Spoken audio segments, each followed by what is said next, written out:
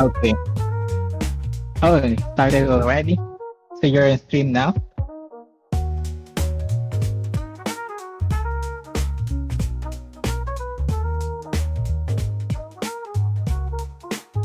Oh, I see.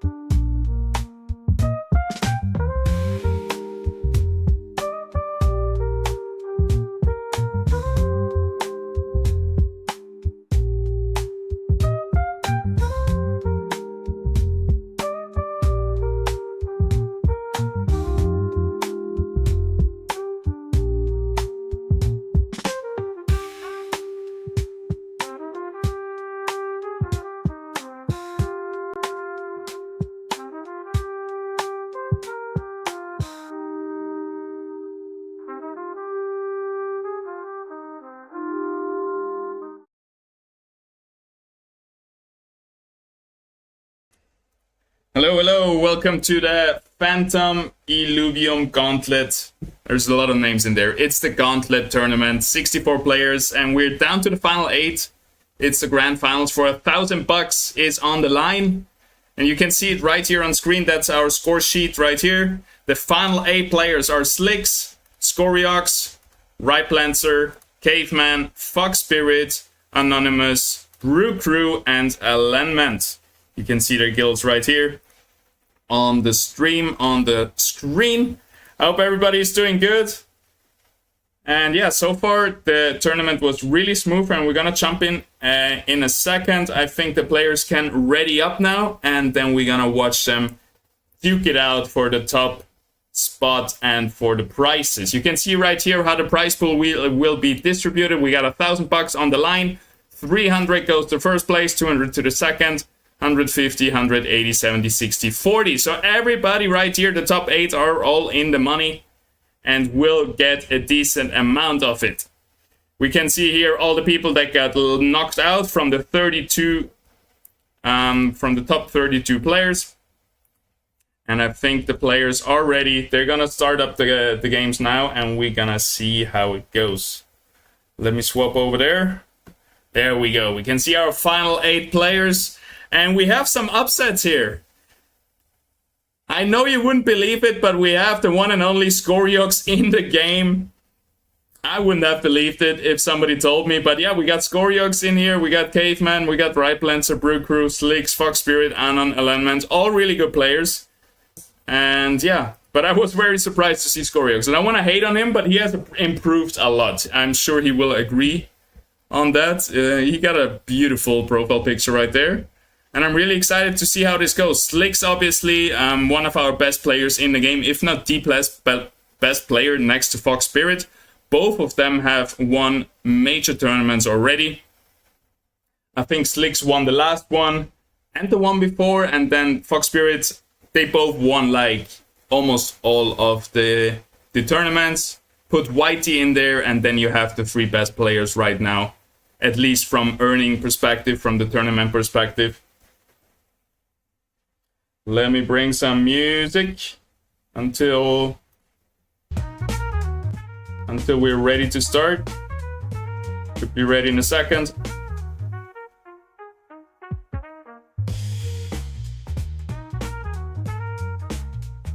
Hope everybody's doing good.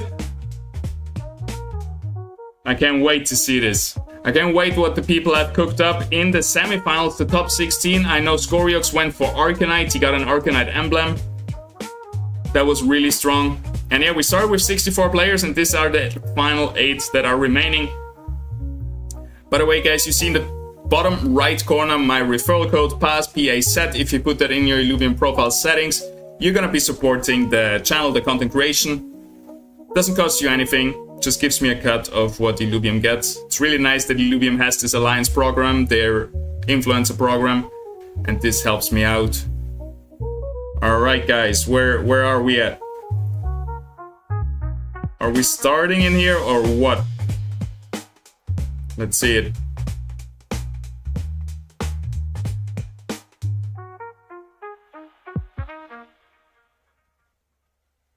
Alright, they're starting. Let's see it. I'm excited to see this.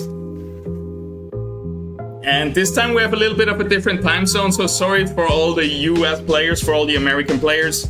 We decided to make our time zone more targeted to EU and Asia. So for the first time ever, I think, actually, Australia and Asia will have a good time zone. So we see different players today, and some of the dedicated US players just woke up in the middle of the night and came to play anyway.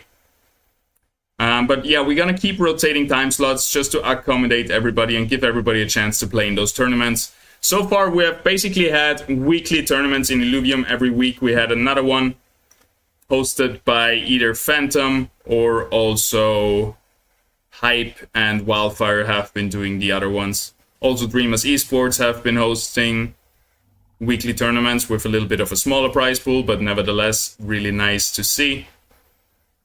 Alright, we're gonna start spectating here, Caveman, because he got a nice battle board, he got a good connection, it's looking clean. I hope you guys see it as I see it. Crystal clear. We're gonna keep a little bit music going in the background, I guess.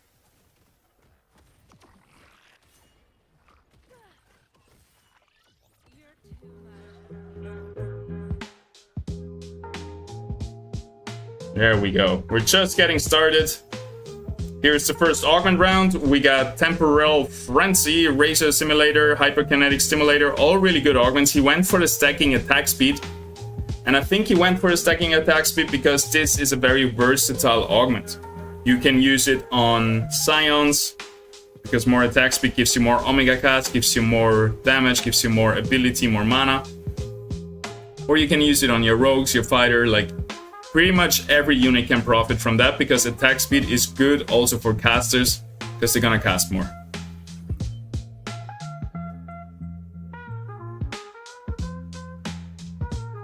Alright, let me check my microphone settings. They're not as good as they used to be, but I hope it's alright.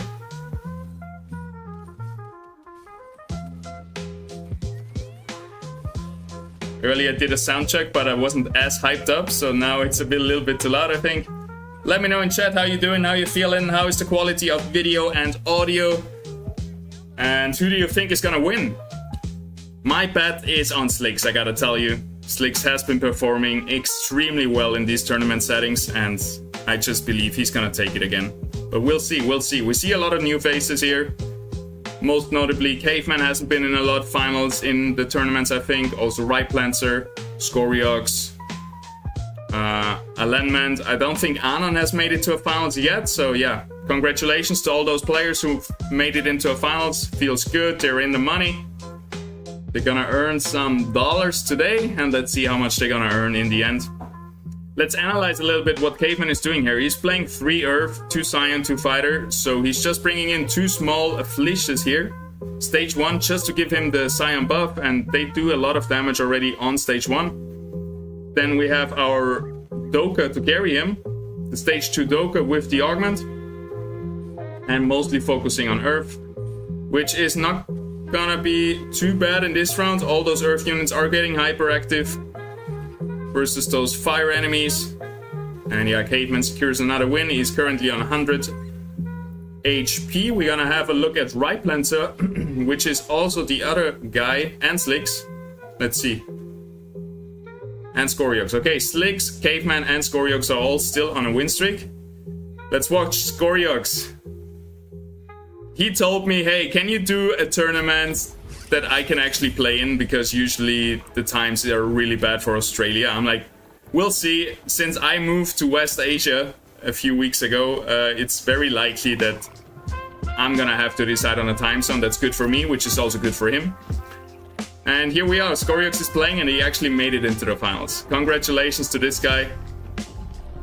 And I guess we can finally say we have a gamer in the IMC. I thought I'd never see the day in this epoch. The quality is pretty dog shit, but let's quickly check out what he's playing. He's playing 4 Earth, 2 Scions, 2 Bulwarks. So very solid setup. We have seen Bulwarks come back in the last patch. I don't think they were very prominent in the patch before, but right now 2 Bulwarks is a very solid choice, especially with the Lynx, which is arguably one of the best, if not the best, early game Bulwark. Because Lynx misses out on composite synergies, that's why his power level is a little bit stronger to make up for that. A stage 3 Lynx is only gonna have one basic class and one basic affinity, which means, oh nice, you see the drone blast, you see the battle boards, it all comes together, the nice skins. So yeah, Lynx not getting composite synergies. The advanced synergies means it's a little bit stronger in its base power level to make up for that. Here we see the augment choice, energy resistance plus health regeneration. Going onto the Lynx, a very good choice to keep his win streak up, just buffing up that Lynx, making it stronger. And yeah, we got 2 Bulwarks, 2 Scions, similar setup what Caveman was doing with 4 Earth. And the Scions, just a weak Scions here, giving everybody a little bit of an ability buff, Omega power buff. And then also the Earth Doka is his main carry, his main damage dealer. The constant damage comes from here. And we're going up against Slicks, who lost his win streak. So Scoriox and Caveman are the only guys left on the win streak. And let's see how... Since Slicks just lost his win streak, I don't think he will be trying to push it more. But Scoriox's Doka got focused, so not the best positioning right there. But the Lynx, look at that damage now. Stun, boom. Hitting 5 units. I wish he would show us the damage graph, because if we would see that, his Lynx would be in the top of the damage. But it doesn't matter. He lost his Doka due to a bad positioning, and that made him lose the win streak. Rest in peace, Scoriox. We'll see you a little bit later. Let's swap back to Caveman and see how he's doing on his win streak and how long he can keep it up. The longer he can keep it up, the higher his chances will be for winning this whole lobby, because you're gonna stack up a lot of money and a lot of advantage by just having a higher health pool than everybody else, because health is also a resource. So you're getting that extra money for your win streak. You're not going to have a good economy. You're not going to get a lot of income because you use that money to keep your win streak up. But you're going to get win streak money and you're going to save your HP. So you're going to have really much of those two resources in the end if you keep that win streak up. So it's looking good for him. Not too bad. Let me check. Yo, I haven't checked the chat. We don't have chat today on screen, but I will try my best to also read a little bit the chat today. Thanks for the tournament. I'm top 16. I'm so happy to participate, bro. Nice. Jagamatl, I'm so stoked that you were able to get into the top 16, which is a huge accomplishment. And I remember, like months ago, you were a beginner player in Auto Battlers, and now you're top 16. It's huge to see your improvement, and I'm sure if you keep at it, we're gonna see you in the finals sooner than later. Thanks for participating. Stoked about that. And we have some audio glitches here. Not sure where that's coming from. Okay, that's weird. Let me investigate. Maybe it's Caveman's stream right here. Let's see if it's gone now. And looking at Caveman, he has a second augment now on the Earth Doka. You usually want to put 2 augments on 1 unit, because one augment is also going to buff up the other augment, like they're going to enhance each other. So for example, if you have extra health augment and an extra energy resistance augment, well, the health is going to make the energy resistance better and more valuable.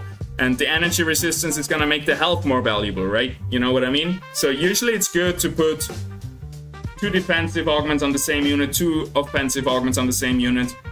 We get a double buff. We got a tough choice here. He had really good augments, but Caveman went for the Invoker, so now he's locked in with a composition.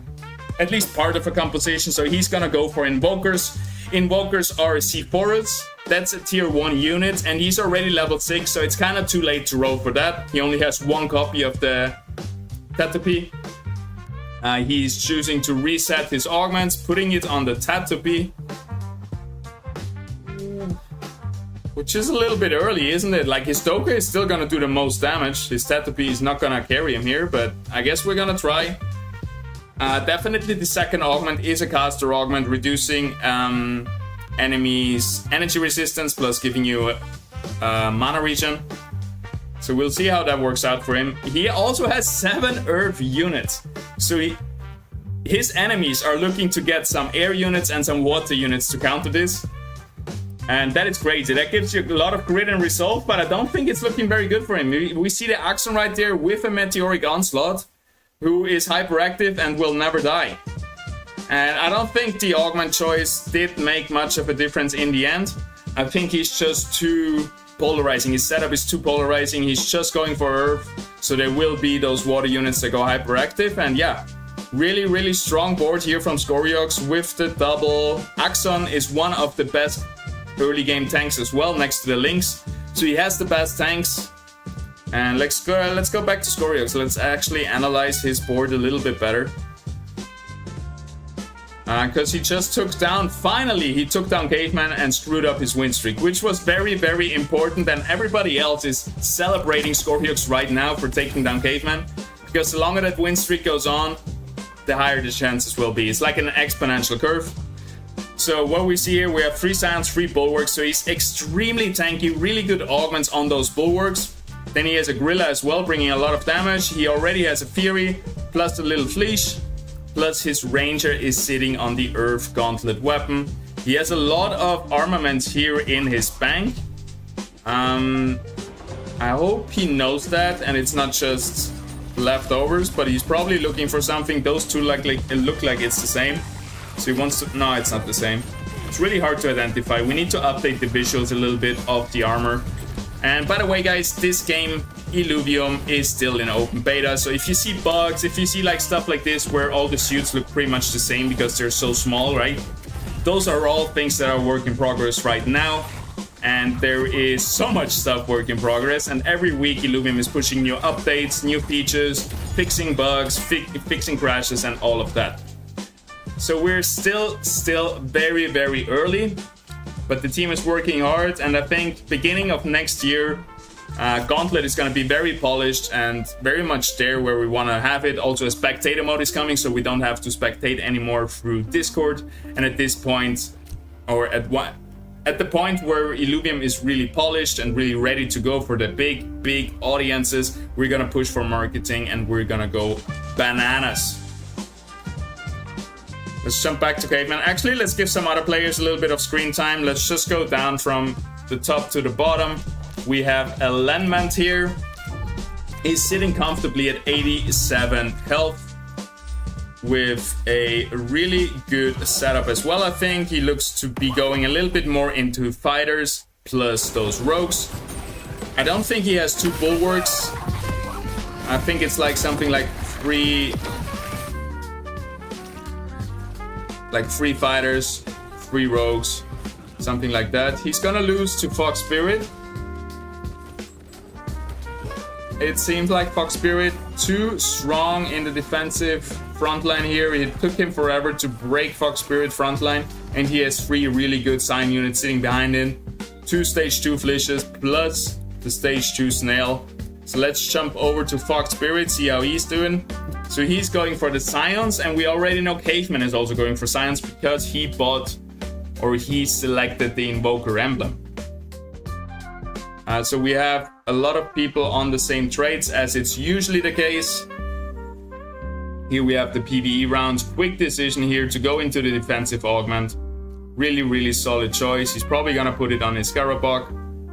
We have now also the Colossus weapon at stage 2. It's gonna be Colossus on the Ranger, giving him 3 Scion, 3 Bulwark, very similar to what we've seen work for Scoriox. Bulwarks plus Scions. This was a composition that was not viable in the last patch, but in this patch it works. And we have shifted a little bit away from the dominating Empath clump into more Bulwarks, at least in the early to mid game. So that's very interesting. Let me catch up a little bit on chat messages. Sorry, there's so much going on. I haven't been able to win one game for a week or so. I don't know. It's like a different game now. A lot of stuff changed. Yes, it's a different meta, right? Bulwarks are stronger, Empaths are weaker, but still good, but just not that overpowered anymore. And yeah, every update, every patch, every time a lot of stuff changes, the whole meta is gonna change. So something that was good before will maybe not necessarily be good after the patch, right? So just keep your mind open and just try out stuff. When there's a new patch, don't stick to your old strategies from the patch before, I would say. Just, yeah, try out. And hey, we are here in the Phantom Gauntlet Clash Tournament number 3, and here are the best players of Illuvium ditching it out on the battle board. So yeah, whatever you see working right here, you should copy and try yourself. So something that you don't see or don't hear a lot on the TV is try this at home, kids. This is something you definitely want to try at home. Those are the best players, and if it works for them, it will work for you. I guarantee you that. Some Alpha Caveman has barely slept. He has been sleeping, streaming Raven Quest with me and Texan. I've heard about that. And I also heard him say that fuck this game, Illuvium is the way. Illuvium is the only real game out there, and yeah, he wouldn't be playing it. He wouldn't be playing it if it wasn't somewhat partnered with Polemos. So yeah, screw that, Illuvium all the way, every day, all day. Scoriox in the final, wow. Hey, I had the same reaction, Andy. Can we get screen on him? Yes, we can. I just don't want to stay too long on him since he has a little bit of a bad stream quality. Let's watch one more round of Fox Spirit. Who did he just lose to? Somebody with a Riplands. Or somebody with a Ripterus, actually, that is. So, yeah. I said earlier, hey, in new patches, the old stuff might not be working. What is still working is the clump, is the Scion clump, this time with a little bit more bulwarks. As it was, usually it was more empaths, now it's more bulwarks, but the empaths might be coming later. We also might see some Harbinger with the Ranger weapon. The stage 2 Aqua Blaster, I think it's called, gives you Harbinger. So you can easily get that also with the stage 2 Atlas, with the Axon. And then you're gonna buff your Scions even more. That's a really, really strong composition. And I think the only way to beat this is by going Berserker, Verdant, Colossus. That's the other really, really strong composition I've seen on the leaderboards. Looks like Fox Spirit is winning right here, but it's not over yet. Definitely Riplancer got some fight in him left. But it looks like he's running out of steam very soon with this next Fleece cast. He's gonna go through those units, and yes, that's it. Fox Spirit secures another win, and Riplancer loses this one. Let's check over to Scoriox, our influencer turned pro player. And he's leading! This is still so funny to me, right? I think like a month ago, maybe 2 months ago probably, I coached Scoriox. And back then he was still very much in a beginner's mind state, right?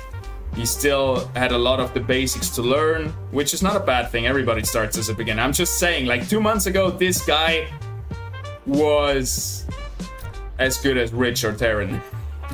Just to call out some more names. He was very much a beginner player, and suddenly he's in the finals of the tournament. So yeah, we can really see somebody come to light here. And yeah, as soon as you start putting those hours into the game and really start to practice and try to get better, it can go very fast. We've seen it with Chaga Metal, we've seen this with Scoriox. Even if you're a noob today, you can be a pro tomorrow.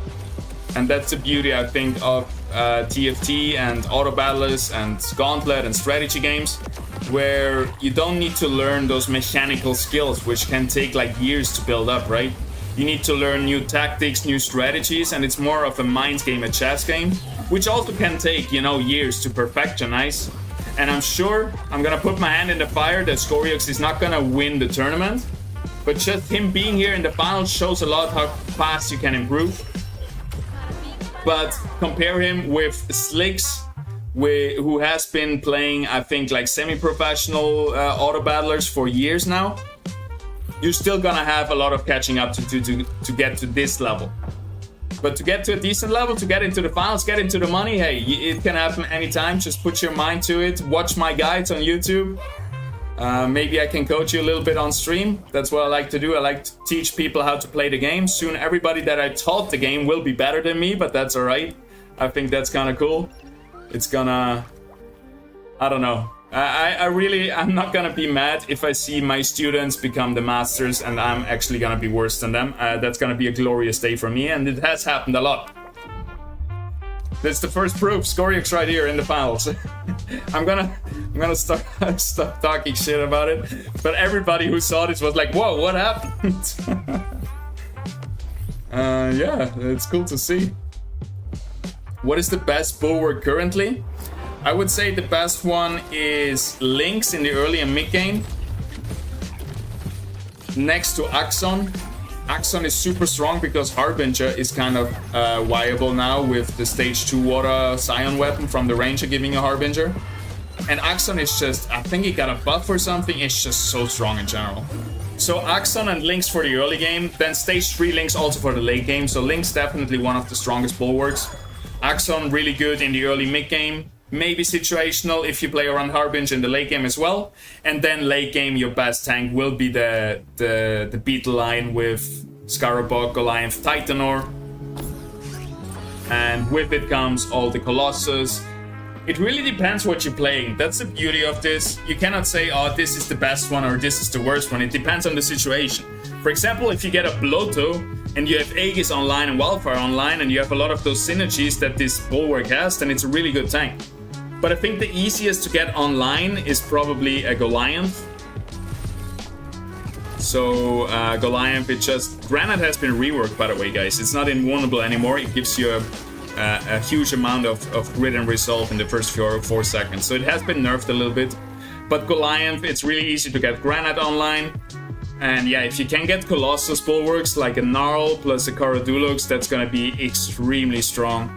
So I think the best tanks in the game, as it should be, are Colossus.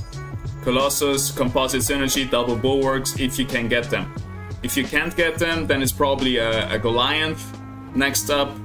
And after that, probably a Singe, if you can maybe get Magma, again, really strong. After that, probably the Blotto right here. And then we go into Axon, which is still very strong. It really depends. Go Atlas. I'm guessing you mean the guild, not the unit. And yes, we got a few Atlas guys in the finals right here. Let's see, Brew Crew and Anon are on their last life. Let me check them out for a second.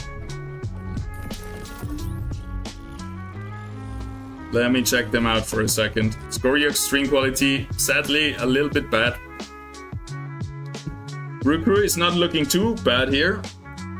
What is he playing? He's playing 6 Air, 2 Tempest, 2 Dust, 4 Empath, Rogue, Enchanter, Revenant, everything connected. He's playing the Tempest build with the Tempest Ranger. He's still missing a few units to get the Kukuraf, which would also have Tempest. But he gets it through his Ranger plus the Matu. And then his main carry are his Rogues with the Tibiruku right here doing a lot of damage. And he's looking to get the Vermilier, so, right there. And he's also looking to get the Kukuraf. He already has the Gasotep, giving him Enchanter, which is huge. The problem is, oh, Anon got knocked out, so he's not last place anymore. The problem is Brew Crew has only 1 life left. And at one point, you just gotta meet someone who will take you down. Right? It's really hard to do a full comeback from the last place with 1 life left.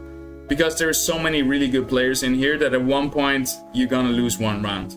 Like, they're also doing everything to not lose again, right? So yeah, if you don't hit the jackpot, I don't think Brew Crew can get to the top 4 right here. Caveman is also gonna have a hard time. He went for Invokers, if you guys remember, so let's quickly check back and see how that went for him. Does we have... Yeah, that's the problem, right? You remember Invoker, Legendary Augment, the first augment he chose? He's still sitting on that. And that is quite a problem, and that's why we see him down to 14 health. If he had chosen another Legendary Augment that would have given him value from the first round, he probably would be in a way better position right now. But to get Invoker, he needs double Sinalf. And that's why he's on 0 gold, because he has been rolling for that shrimp. He needs that next shrimp to get 1 more Invoker to finally activate his Legendary Augment that has been sitting on the bench for so long. And it's so heartbreaking to see, because I've been in the same position. I've played in a final. I was in the top spot, most points in the finals, ready to win the tournament. And then I pick a Berserker Augment in the first Legendary round. And it took me forever to get it online, and it was just a downward spiral from there. So sometimes it can be very risky. There is the Alfie. Finally, he gets in his Invokers online. He's resetting the augments on his Octius to give Octius Invoker, because he casts 2 times and Invoker stacks up Omega power every time those Invokers cast. It might just be too little too late, but finally we got the Invokers. It's nice to see. I'm glad he got it. And we'll see if it works out for him in the end. Okay, music gone. Let me check that.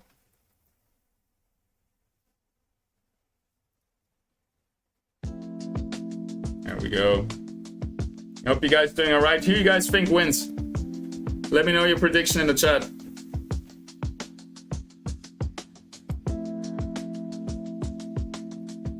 Scorix is becoming a great example. New players can definitely compete and catch up quickly. Exactly. He's not a new player, but he has been, well, he's pretty much a new player in Gauntlet, right? He hasn't put much thought to it, not much games to it in the last, before like 2 months ago. Like if you're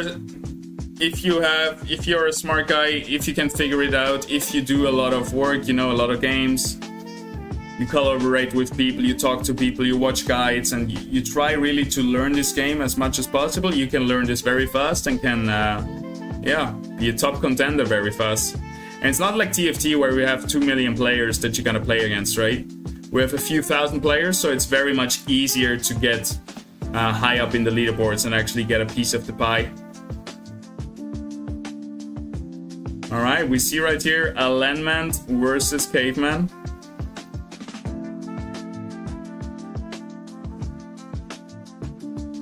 Both of them on the last life, so that's gonna be interesting to see how it turns out.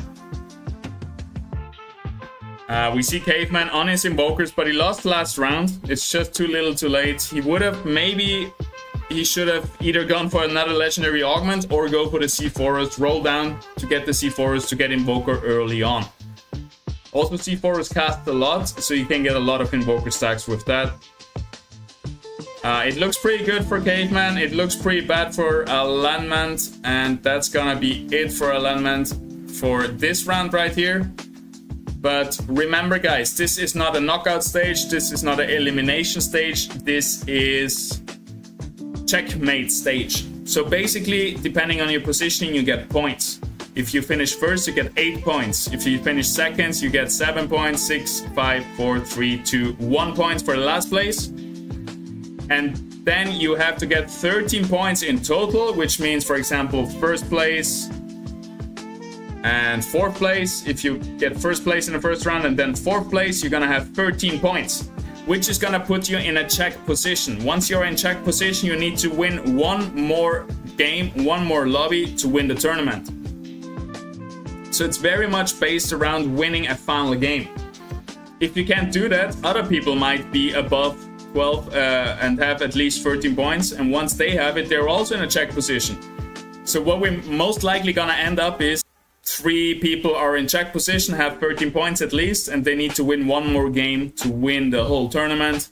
And then it's gonna get exciting to see who's gonna take that last game and win the whole thing and take home $300 for the first place. We're gonna stay here on Caveman because maybe he can make the impossible happen. Right Planter here on 15 health. Looks like it's also his last life. We have 6 Scions, 2 Bulwarks, 2 Invokers. No real empaths. Like, we have no empaths online. We have the Flood here in the back, which is a huge empath. Caveman is gonna go for the frontline positioning with his Scions, so he's gonna clump them up in the top right corner, because Right Planter right here is playing rogues. Those rogues are gonna jump here into the backline, and they are gonna be met by his tanks, by his Goliath, by his Matu, which is a very tanky Scion unit. And then we're also gonna do a little reshuffle to the other side, which might not be the best idea, because the Gyro, the Revo, is gonna roll over there. I would have liked to see him stay here. But actually, yeah, maybe that was what he was anticipating. Right plans are also changing positioning, but now most of his tanks are a little bit out of position. So now his Flood is getting targeted. He actually didn't really think about Right Plan's repositioning, I think, because his Flood got suicided, his Bulwarks were out of position, and I think his Flood should have gone into the clump, and his Bulwarks, maybe one in the middle, one on the left, one on the right, just spread them out. And that's gonna be it for Caveman. Well played, going out in 6th place. And Right Planter stays in right now in 3rd place. We got Alignment and Slicks on the last life. Let's check over with Slicks, one of our best players. He has won so many tournaments already in Illuvium. He's made a decent amount of money in those tournaments. You could call him the Illuvium Pro player, alongside a few others that have also really performed really well. I would be up there on that list, obviously, but I'm hosting those tournaments. I can't play myself, so that's a bummer. I hope that other guilds are also hosting more, because I want to still play while I can. Because I think very, very soon we're going to get those semi-pro players from TFT coming in. And at this point, it's going to be really hard for me to compete on the top level. But right now, I think I still got it. I still can do it. And even though if I'm going to be knocked out a little bit in the end, I'm still going to be good enough to teach everybody, good enough to commentate. So that's going to be the long run plan for me. And my goals in Illuvium in the long run, I think I want to host a offline tournament, an in-person tournament on the big stage. I want to stand up there with the microphone and go crazy. That's a big goal of mine. A bigger goal than ever, like, becoming an esport player, because I'm 33 now. If I didn't become a gaming pro until now, I won't become it. Wow, look at that Ripelands here. Let's change the topic. How is he getting so much attack speed so early on? He has 2 good augments, but that is just crazy. He got Berserker. He got his Gnarl here. That's the other composition I was talking about, right? Verdant, Berserker. He didn't get Colossus, but this... Yo, what is up with that Ripelands? Is that legal? Can he do it? Wow. Ripelands pulling through. Last unit alive. We got Scoriox down to 3 health. Even though he had such a good start, he fell off quite harshly. And let's see, I hope some of those last health remaining... Oh, Ripelancer is out. Okay. GG's, well played. 5th place for Ripelancer in the first game. And we have the top 4 right here in our first game. Scoriox, Slicks, Elendman, Fox Spirit. Who would have thought? We got Forus right here for Slick, so that's a huge upgrade. The Chilton will be reset. Now I know why we get so much attack speed. We have 3 times photogenic unity. This used to be bugged. It has been fixed, but if you get it 3 times, it's gonna be very strong, as we see with Ripelands right here. A little bit of a cheese tactic. We're not gonna call it exploiting. We're not gonna call it cheating just quite yet, but he's going on the edge. He's squeezing every single inch out of advantage that he can get. And you love to see it, right? That's what separates. There we go. Look at that. We got the Heady. We got the Bloto. He sold a weapon for it. Last second call. Beautiful to see. And yeah, that's it, guys. We got a Place Knight. We got a Bloto. We got the Gnarl. We got the 4 big fighters here in the back. We got 3 times the attack speed bonus. And we're going up against Scoriox, who is playing with his Scions. And we'll see how that goes. I think there is just no chance that anyone can beat Slicks anymore right here. After hitting his Forus plus the Bloto, it's just so freaking strong. This is one of the strongest teams right now on the leaderboard. Maybe if you can get a lot of invokers online and stuff like this, it can be beat. But yeah, as you can see, he's just stomping Scoriox. And Fox Spirit will be his next target. We're gonna stay with Slicks for a while, because Slicks has the best stream quality, it seems like. I love to watch him. That always works out really good. By the way, guys, if you are on YouTube, don't forget to hit that like button. It helps the stream a lot. Also, if you are on Twitter, hit that retweet button. And yeah, just push it out to socials. Helps the stream out a lot. Thank you very much. Where are we? Where are we? I want to share the link of the stream.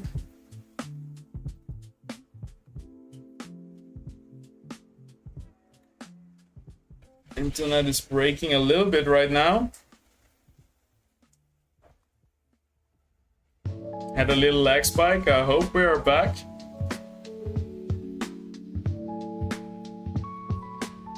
Should be good again. Yeah, we have a little bit of a thunderstorm outside. Sorry for the lags. It should be alright again, I hope.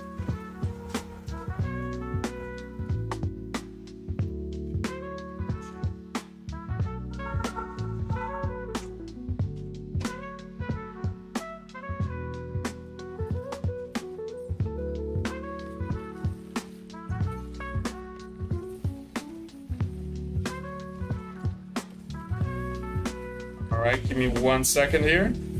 That's I don't know if spectation is a word, but now it is. Slick's like right here against Fox Spirit, two of the best players in ending. And it seems like Slicks is gonna take Fox Spirit down. I don't think it's gonna be enough damage to take in. It has one more chance here, but yeah, Slicks just hit all. And we are looking really good. We got Vital Strike right here and Omnisource Surge. So I think it's gonna be one of those two Vital Strikes coming in. And probably gonna go on Fall of Forest. Just such a good augment to round it up. Oh, actually, he's gonna redo his augments. There you go.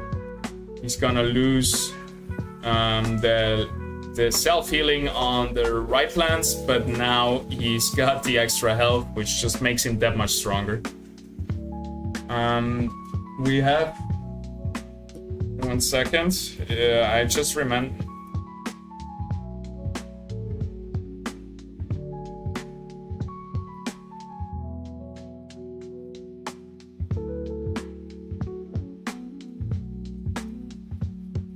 All right, final match, or final round of the first match right here. Let's see it. But I think we already know. Oh no, it's a PvE round.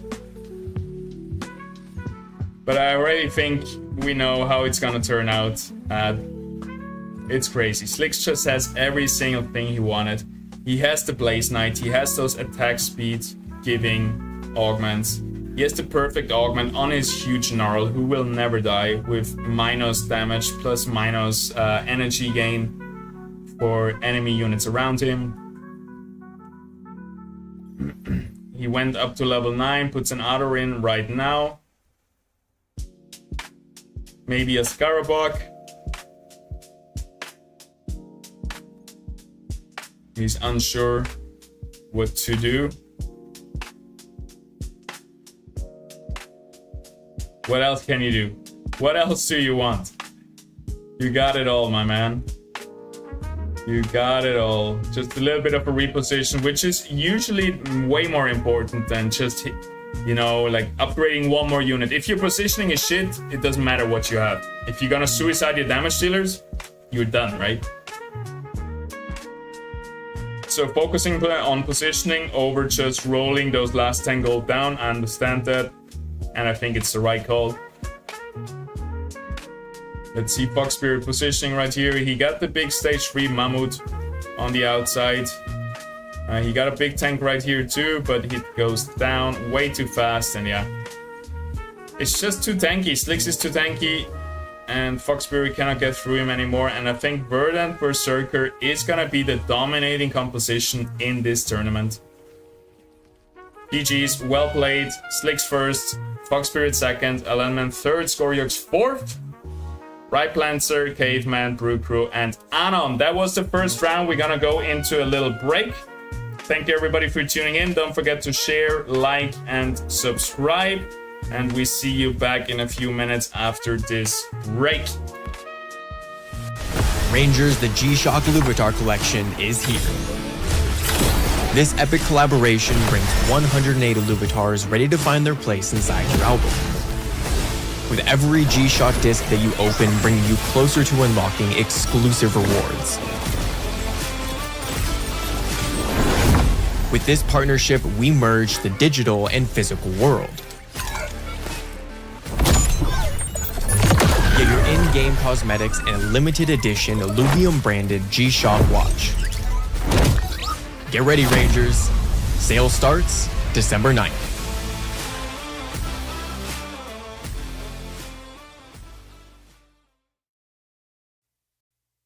Come with me.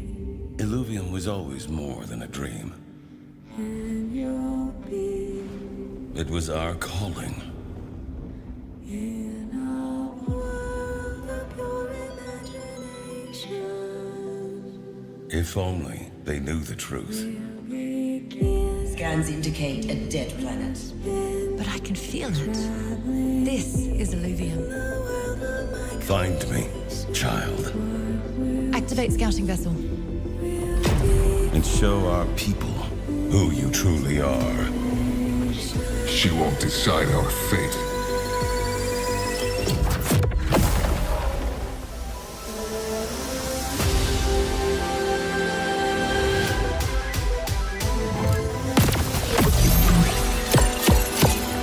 Forgot to charge again, huh?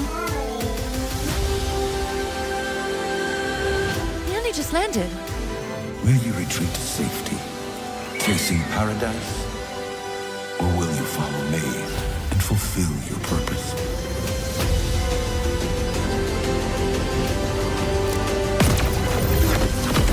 We'll find her soon. There's no way off this island.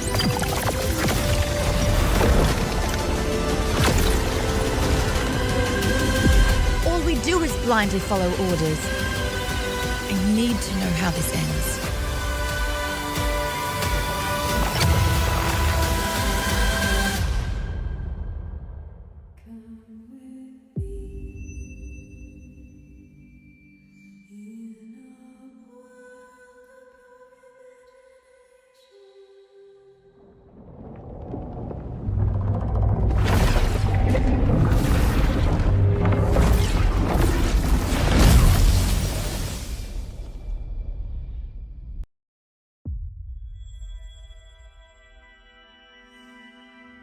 Enter a universe of games.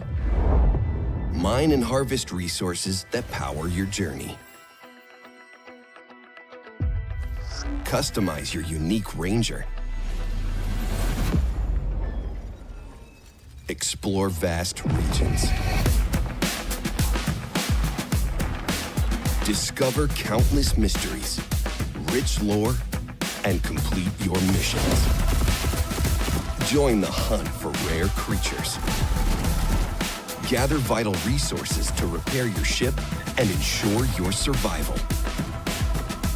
Capture over 200 unique Illuvials.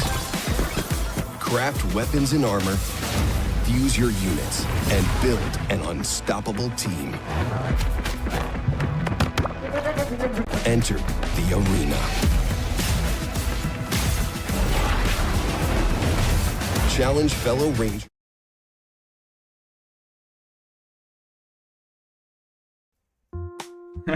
Okay, I gotta work on the transition. It was a bit fast.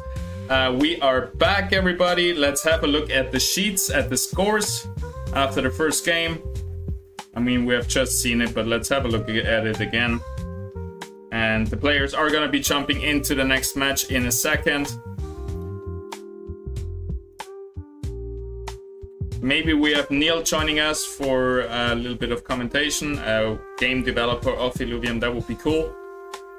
But yeah, the people are jumping back in, and we're gonna go into game number 2 right here, right now. While we are in those PvE rounds early on, let me quickly go over some chat messages. Thank you everybody for being here, by the way. I hope you enjoyed the stream. Fox Phoenix with some kind words. Thank you very much. Is it possible double of this augment? Yes, it has been fixed. It's not actually broken anymore. It's just very, very strong. And he actually went for triple of the attack speed augment. And if you guys don't know what we're talking about, it's the augment that had the Blaze Knight had it. Okay, we have a little disconnect here by Slicks, I think. Oh no, he's still here. He's still here. All right. So the Blaze Knight had 2 of them. The photogenic, what's it called? Photogenic, whatever. And then he had another one. He had 3 of them, and it gives you, I think, 15% attack speed around your units for your other units around this unit that has it equipped. So basically, the Rifleman's got 45% attack speed. Plus, he had 2 augments himself. So this made it very, very, very, very overpowered. He just got all the perfect augments, right? All the perfect items. And what I would be doing now, if I was the other players, I would also be going for Verdant, Berserkers, Fighters, like contest this composition, because it seems to be one of the best compositions in the game right now. So nobody should be able to get it this easily, and so many of those stage 3 units as Slicks did last round. And I don't think we'll see that much often anymore. I think a lot of players still went for the more safe approach of going for Scions, but now a lot of them will have realized if you want to win this tournament, if you want to really have a good placement in this tournament, you have to play Burdened, Berserker, or you at least have to contest it to some degree, so you don't make it too easy for your opponents. That Scorpion is nuts. Yes, he was. The Augment is normally banned in other tournaments. Yes, that used to be the case in the last patch, but it has been fixed. It was banned because it was broken. Instead of 50% attack speed, it would give you 5,000% attack speed or something like this. So it was like broken. But now it has been fixed. So it's still very strong, but it's not broken anymore. So nothing is banned in this tournament. Everything is allowed. But if we see some crazy exploit, we can let the players know and they have to stop doing it. Thank you, Christian Wolf. Appreciate you. If he puts his Goryox on the front line, why wouldn't you just put the Scorpion in his face? That's a good question. You shouldn't put Goryox on the front line, except when you're trying to get some cheesy, sneaky positioning, right? He puts his Goryox maybe on the front line against rogues, who jump in the back line. Or maybe he's playing a 50-50, like I position over this side. If he doesn't put his right plants his Scorpion on this side, I win. If he does put it over here, I lose. Like, sometimes a very polarizing positioning where you play the 50-50, either you lose or win, can be very strong. And this is something that we still have to address in Illuvium, because it shouldn't be like a 50-50. Either I hit the right positioning or he repositions and I lose. Shouldn't be like that, but in some cases it still can be like that. That's still something the team is looking into.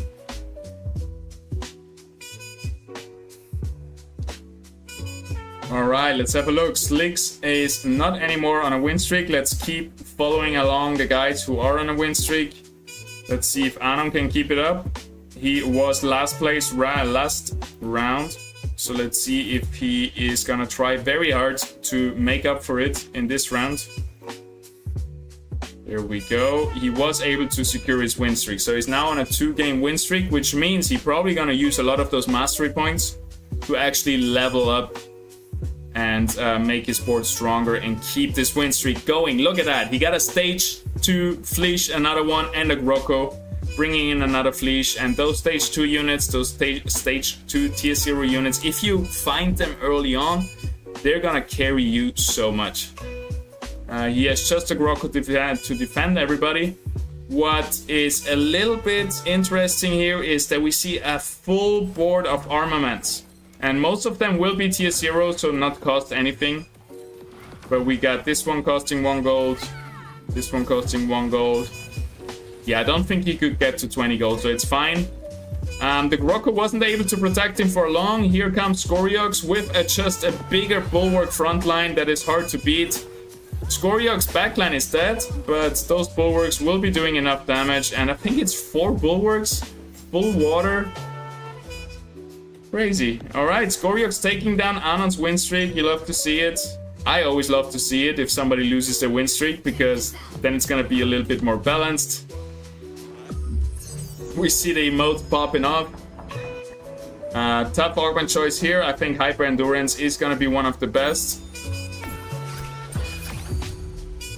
Alright, we'll see how it goes. I don't think the Thorns is really good.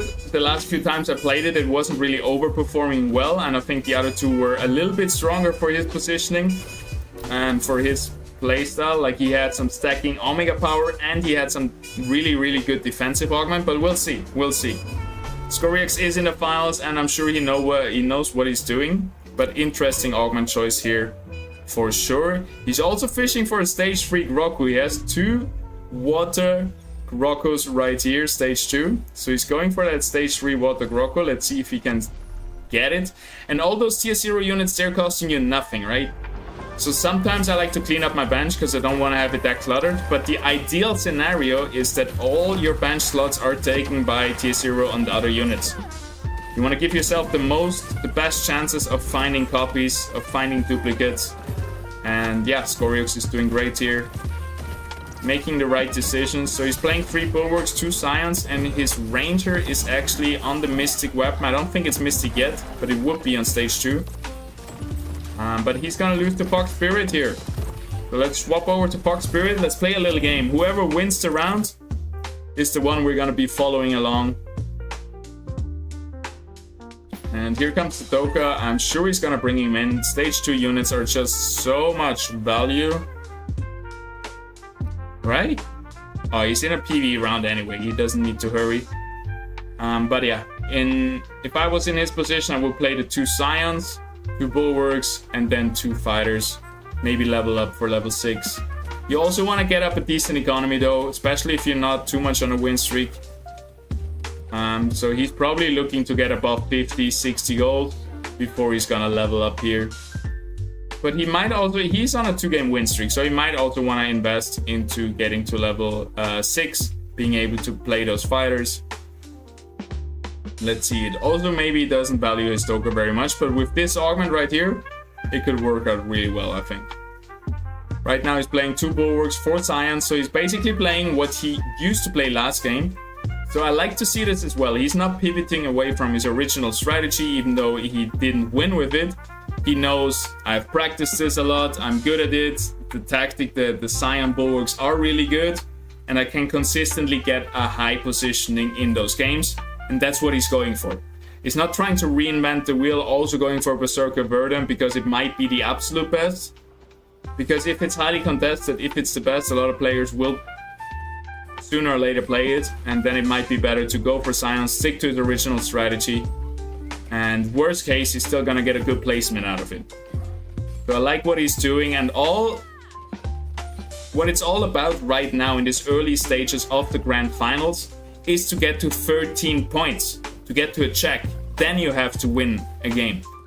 Until then, hey, if you get 2 second places, you're on 14 points, and you're already in check position, right? Is he gonna win this? No, it was pretty close. Alright, looking really good so far. I think Fox Spirit has a good chance of getting check next round. Let's see who else can get it. Probably Slicks only needs a top 4 to get into check position to get 13 points, so that's nice to see. Let's quickly check out the spreadsheet. So you can see it right here. Slicks finished in first. He has 8 points. That means he just needs 5 more points to get to 13 to check, and then 1 more win to win the tournament.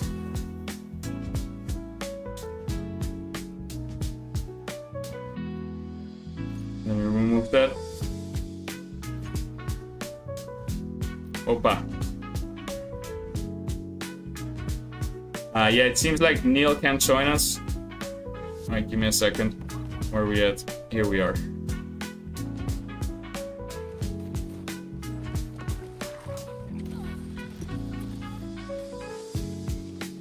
Fox Spirit lost. Who did he lose to? We wanted to keep swapping whoever wins the round. So I think that was Ripe Lancer, right? Caveman doing well here. Also going for Scions, but this time with Empath. Scion Empath seems to be weaker than the Scion Bulwarks right here. Also Fox Spirit, really good augments with the Meteoric Onslaught plus the 10% execute. Fox Spirit flexing his emotes here. Alright, let's go over to Ripe Lancer, who won the last round against him. And we're gonna try to find the best player. Ripe Lancer actually got beat. I think that was Alignment. Ripe Lancer sitting here on a legendary augment that he didn't use. Maybe that would have given him the win. That always feels bad if you just lose by a little bit and you realize you forgot to use one of those legendary augments. He's gonna bring it in now. He found an Alfie, and yeah, another Scion Bulwark player. It's just one of the strongest, but also one of the most consistent setups. And I think being consistent is really important in those tournaments, in this final. So that's what he's going for. Should we check out our old winner of the last round, Slicks, right here? What is he going for? Is he gonna stick to his composition? Yes, it is. And it seems like it's not gonna be very hardly contested. So he already has the stage 2 Monkey. He's going for his Ray for the Templar. And then a lot of those stage 3 units that he wants will come later with the Gnarl, with the Blaze Knight, with the Blowtooth that we have seen last game. Usually you also want to get a Kara Dulux to get Colossus on your Gnarl, which would be a tier 1 unit, but you don't want to usually roll for that because you're only looking for the Kara Dulux. It's not like rogues where you're looking for 5 different tier 1 units. So it's very, very effective to roll if you want to find more than one of the same tier. But if you're just fishing for a Caradulux, you just or a Sea Forest, for example, if you want to find Invoker, it's usually gonna end really bad, and it's really hard to just hit one specific Illuvial. We have the Apon here. A lot of stuff on the bench, so he's gonna clean it up a little bit, I think. I'm always getting a little bit anxious when I see so many things on the bench, and yeah, he's feeling the same way. Get rid of it. Are we feeling about this Apon? Are we gonna upgrade it, Slicks? It's just gonna hold us in suspension here. Alright, he goes for the 50 gold, he's going for the economy, decided he doesn't need the Apon. Maybe he was holding it for a Scion composition. But I think by now he decided he's gonna go all in fighters. He got that ripped already, that Ray, that Monkey. And for example, this Rogue and this Scion is just a placeholder for now. Just a little bit of raw strength. That's gonna especially help him versus those enemy Scion compositions that we see right here from Caveman. What does Blaze Knight counter? Or is it only used just to partner with? So Blaze Knight targets the furthest enemy, right? Which means it's very good in a corner positioning, because you shoot to that furthest enemy sitting in the corner, and on the way there, it's gonna stun everything in its way and stun everything in that corner. So if there's a Blaze Knight here, and you have all your units here, it's gonna shoot that Whirlwind down here, and it's gonna hit like 4 units in this corner or something. So that's what it's really good against. It also gives you attack speed plus reduces the enemy attack speed in addition to stunning them. And it applies Wildfire once you have Wildfire active, so a lot of damage. So it's overall a strong unit, and it's very strong against corner positionings, I think. PE around here, we have a little briefer, so let's check out some other players, see what they're playing. Let's go over to Alignment. See how he's doing.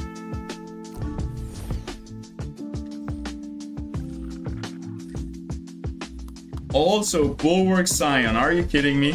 Are we gonna give it to Slicks again? If nobody's contesting the Verdant Berserkers, Slicks is just gonna get them for free again and win another round, I think.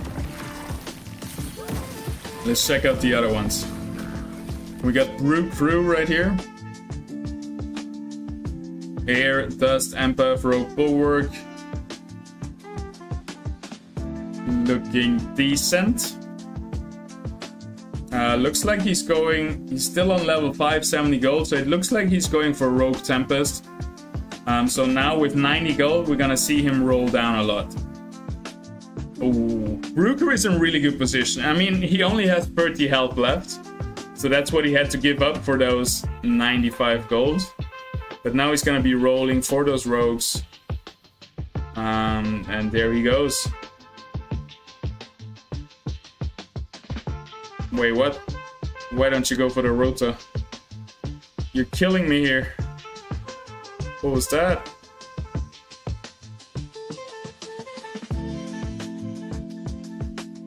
Okay, he's still rolling for rogues. I don't know why he sold the Rotas and didn't take the 2 extra Rotas. Gyro is such a strong unit in that setup. But I'm sure he has his plans. And you gotta be fast, huh? I would even roll right now during the fight just to have enough time, because it takes so long to roll down. Also, he doesn't have a hotkey on his reroll, on his refresh button. So that's another like half a second that you always have to click it. And yeah, I've tried to make Rogue work these days, and I've been in exactly this position. And you want to stabilize very soon, because you cannot afford to lose much more health. So he should be rolling all the way down now, finding all his stage 3 units, stabilizing, and then leveling up once he finds them. There he goes. He keeps rolling. Sell that Kuroko, yep. Oh, bounce back. There you go. Keep rolling. You want to use that time.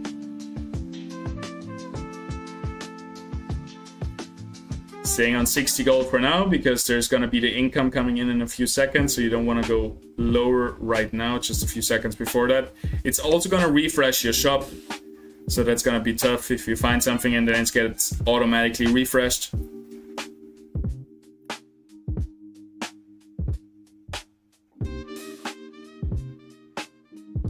Down to 14 health. I think he missed his window a little bit. It's a little bit too late, too little. He's still far away. There is the Galewind bow, the weapon he was looking for. He missed that as well. And it's pretty stressful rolling down. I still don't know why we're skipping on rotas. It's such a strong unit. I don't want to hate here too much, but I don't want to backseat too much, but it's tough to look at the moment. Alright, let's hit those units. Come on! Alright, there's the TV Ruku. That's a first, but it's gonna be not enough, I think. He didn't pick the Gorilla there, which is also a core unit, I think. Or I guess he's not gonna go for Chukundi. He's not gonna go for Predators. So he's skipping those. But he has to go for Gyro. Let's see how this round goes. Maybe he's out already. Could he stabilize? He's still on... he went for level 6 though, so... He's level 6 plus the stage 3 unit. That should give him enough to win this round, I think. TB Ruku is going through the backline. Yeah, he got it. Good job. Good job. It's gonna be tough though, because he's pretty much on his last life, but he's gonna try his best to make the comeback happening, make the reverse sweep happening.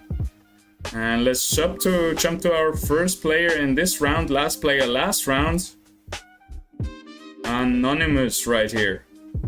Trying to make up for the last game. And it's looking good so far.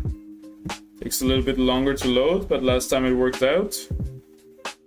Quattro, how we doing? How's it going? Any update about the stage season 3? Yeah, the first update is it's not going to be called season 3. It's going to be competitive season 1. It's going to be all about tournaments, leaderboards, and so on. And the second update is no, we don't know yet when it's coming, but it's going to come. Team is working to polish the game, fix all the bugs, and then we're going to do a lot of marketing and push out the competitive season. I can't wait. It's gonna be huge. Alright, there we go.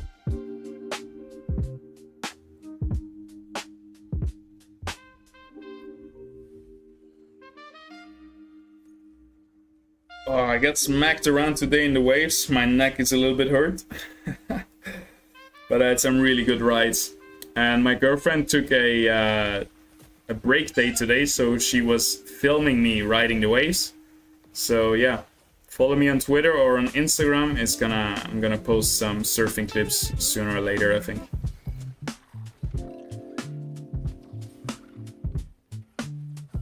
But for now, back to the game. Looking pretty good for Slicks right here. He's not gonna lose too much health. Every time he casts, he heals himself a lot. Look at that. Look at that rage, just healing against 3 units. Wow. Almost turned it around there. Slicks down to 50. Scoryux holding strong on 40. Alenman falling down to 46. Fox Spirit in first place. But again, Slicks has the economy and nobody's contesting his build. He has already the Furiox.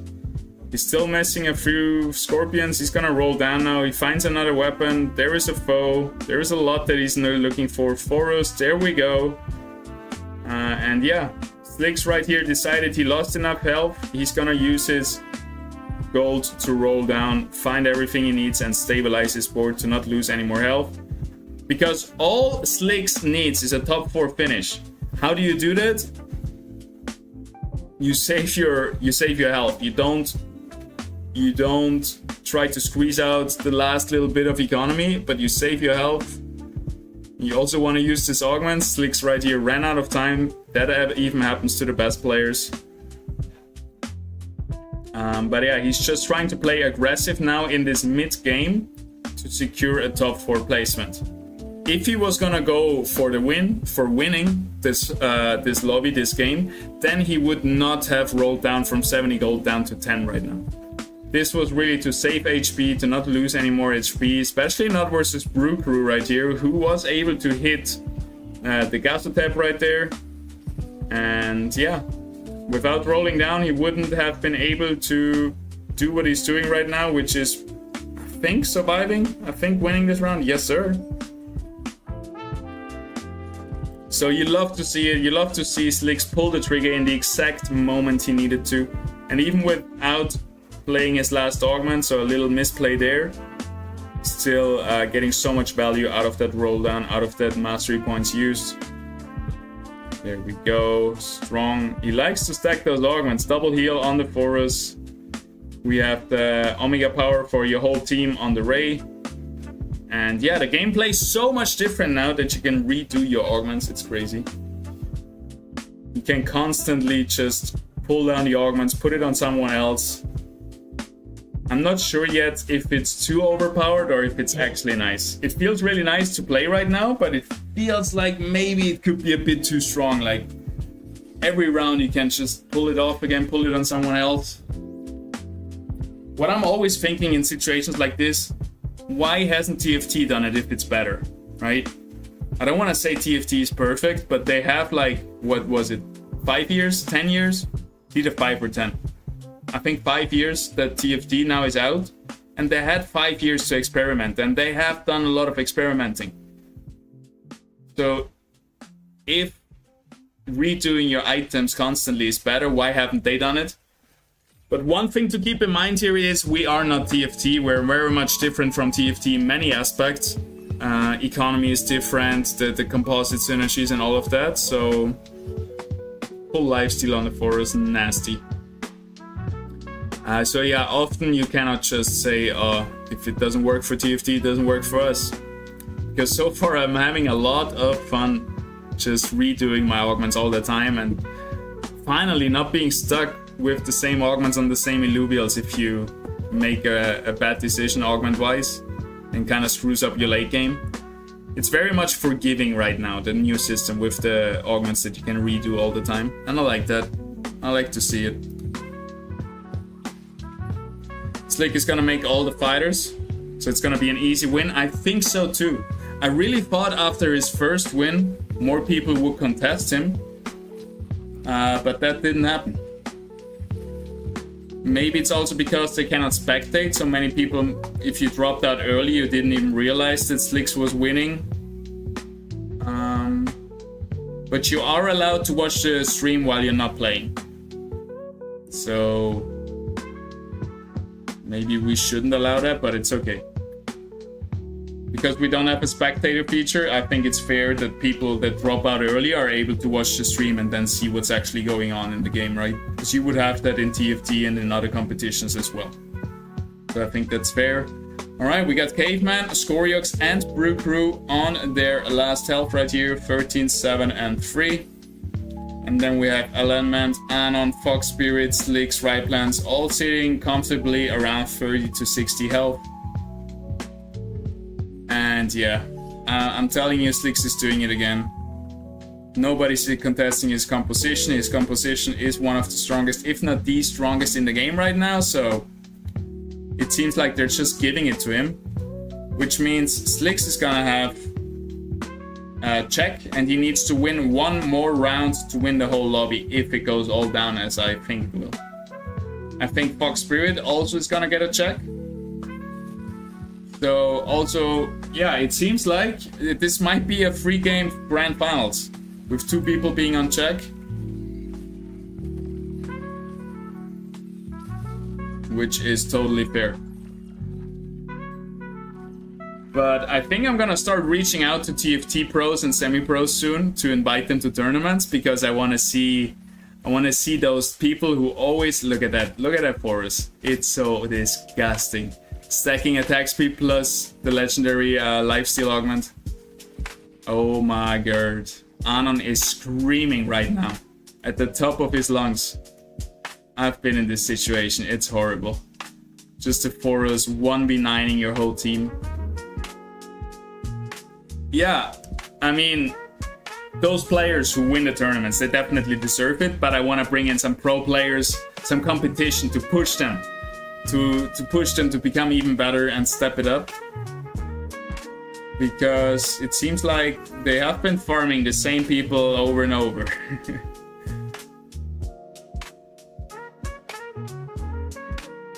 You love to see it. Sorry if I'm spectating Slicks a little bit more as I usually do, but yeah. I just really like his gameplay, and I think he's just... You can learn a lot from his playing. And then what I also really like to do, I don't know if this is something that I don't think commentators usually do that on a professional stage, but I like to find those mistakes and dig into it and try to find ways how they could even improve more, even the best players, right? I think that's very valuable, maybe for them if you really watch it, and also for us. We see everything they do right, but then we also maybe find some things where they could have done it even better. That being said, hey, I don't know it all, and sometimes maybe I think you could do it better and I'm wrong, so yeah. Many times I'm just assuming stuff and trying to figure out stuff and brainstorming how you could improve even more, but it seems like it's over already. Brew Crew is out in 7th place. GG's, well played, and Slicks, yeah, he found everything. He's gonna find that last Riptor, giving in the Berserkers again. He's maybe gonna find that Scoriox and that Gnarl, at which point it's just gonna be GG again.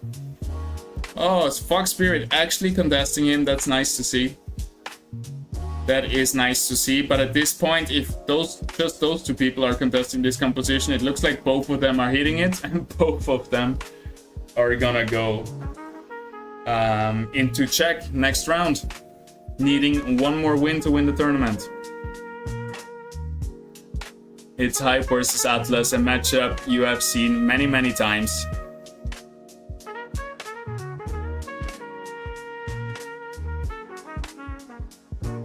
And I can't wait for Phantom to dominate again, but our best players are either from US and can't play at this time right now. We lost our best player to Parallel, but he's gonna come back. Viper is gonna be coming back. You're buying that Fury, right? Yes. And then another one of our best players, myself, can also play. So we have a lot of handicaps, I would say, and that's my copium for now. But we're gonna dominate the competitive scene sooner or later, I believe. And if you wanna join Phantom, our guild in Illuvium, it's all about positive vibes. Playing the game together, becoming better together, improving in the game, having a lot of fun. And just a little family, a little subculture in Illuvium. Feel free to join us, the link is in the description down below, and also you can find it in the Illuvium Discord under guilds. You can find all the guilds, pick your favorite. And yeah, would love to see you, would love to have you. Fox Spirit taking a big hit. So right now, everybody that's facing Slicks is just gonna take so much damage. So it's a little bit of roulette. Whoever can dodge Slicks is gonna have a better time. Caveman going out in 6th place. And it looks like top 4 is gonna be Slicks, Ryplancer Anon, and either Fox Spirit or a Landman. One of them is gonna drop out very soon, I think. Right now we have the PvE round. Let's quickly check the other setups. What is everybody playing? We got Fox Spirit to transition away from Scions more into the fighters, the Berserkers. Not Berserkers really, but fighters. We got Ryplancer here on the Scions with some Bulwarks. We got Scoriox, again, very high in the placement, doing a good job in this tournament. I think last time it was 6th or 5th. We can't load his right now. Let's check out Fox Spirit. And we're seeing he just brought in the foe. He's going for a Phosphorus. Oh my god, he needs one more. There it is. We came in the right time, boys. Look at that. Phosphorus. That might be the comeback that he needs. Now here comes the Furiox, giving him Arcanite. Arcanite is super strong trades because it's so hard to get. You need a Phosphorus for it. Or a stage 3 weapon of your Ranger. And he got it. Love to see it. I'm happy for him. And yeah, he went up to level 8. This is looking really good. He got Granite, he got 2 Scions, he got the Templar, he got 2 Bulwarks, he got 2 Empaths, and he got 2 Fighters with the Arcanite and the Phosphorus. And the Phosphorus, it doesn't have self-heal.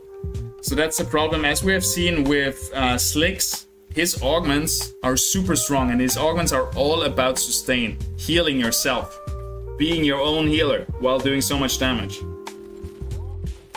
So that's what we're kind of missing here on this Phosphorus. And if it gets targeted, it might die, but if it can roam free like it's doing right here, it's gonna do so much damage. Right now it's blinded, but give it a second and it's gonna come through. It's gonna come alive and it's just killing everything. Beautiful, love to see it. You see it right here, damage done, 9,000 by the Phosphorus, 5,000 by the Viriax. Beautiful. He also needs one more Fern to get the Blaze Knight. And here we can get stacking attack speed, definitely going for it. There is the Blaze Knight. Maybe stacking attack speed could be good on the Blaze Knight or on the Furiox. I think for now, just put it on the Blaze Knight. Definitely a good call.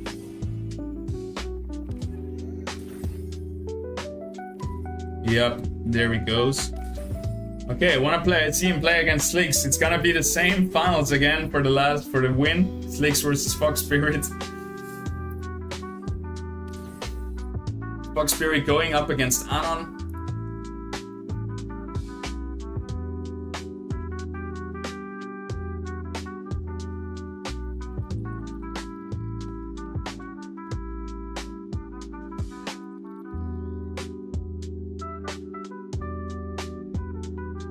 For your information, several top players have already Smurfs. That's totally normal and fine. Everybody has Smurfs in ranked play, in high-level ranked play.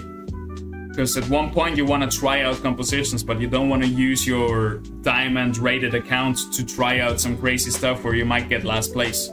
So you need Smurf accounts to actually try stuff and practice in ranked as a high-level player. And that's absolutely normal and fine. What I cannot understand is how Slick always gets the best augments on the game for the team. That's a good question. I think one thing is he also knows better which are the best augments. So for example, I don't think many people would have thought this double temporal self-healing augment right here. Like, I haven't seen this anywhere else yet, but he knows if he stacks both of them, that's like huge self-heal. And then he went for other like healing augments. So he's all about sustain, he has a stacking augment. And like not all of them are great, right? This one, not that good. Gives you, I think, a little bit of shield, or is it the one that gives you a little bit of health? It's not game changing, right? This gives you a bit of damage and execute, also not that good. But yeah, I think he just knows how to make it work. He knows what he wants, he has a lot of experience, and he can make it work, which is great to see.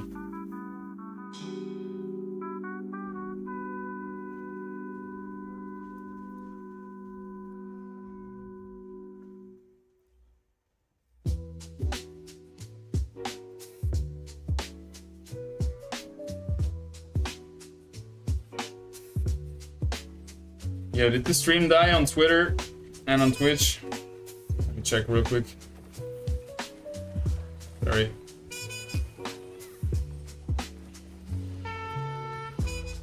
My internet is a little bit moody today, sorry for that.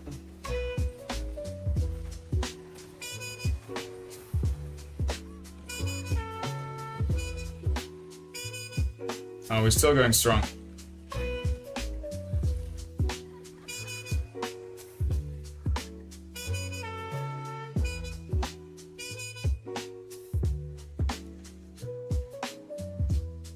By the way, guys, feel free to post the stream either from YouTube, Twitch, or Twitter in the community content section in Illuvium. I can't do it right now. Thank you very much. And yeah, we see Slicks here with the same old setup. He found the right plans, he found the Gnarl. He's on the way to a Scoriox, and that's all he needs, really. He got the 4 fighters. Actually, this time, is it 5 fighters? 1, 2, 3, 4, 6 fighters, actually. 2 bulwarks and an empath at level 8. And yeah, everybody else is out. GG's to all the people who just got knocked out. Riplancer in 3rd place. Well done, my friend. And Anon also making up a lot of points by going 4th place here in game number 2. And we'll see how this turns out. I think even with the Phosphorus, Fox Spirit will have no chance. I think he's just missing that self-heal augment. You see the damage that Phosphorus is taking? No matter how much damage you do, if you cannot heal back a little bit of that damage, you sooner or later are gonna die. It looks pretty good for him now though. He's going hyperactive as well, getting a lot of attack speed, and he's through. He made it through. And yeah, definitely a big positional difference, but it doesn't matter for those two people. Both of them will be in check position after this round, so this is more for the bragging rights. And we got Bloom Affinity, not that good, not as good as you would think. Steel Energy, pretty decent. I think I would go for this, yep. Missing one more Fury.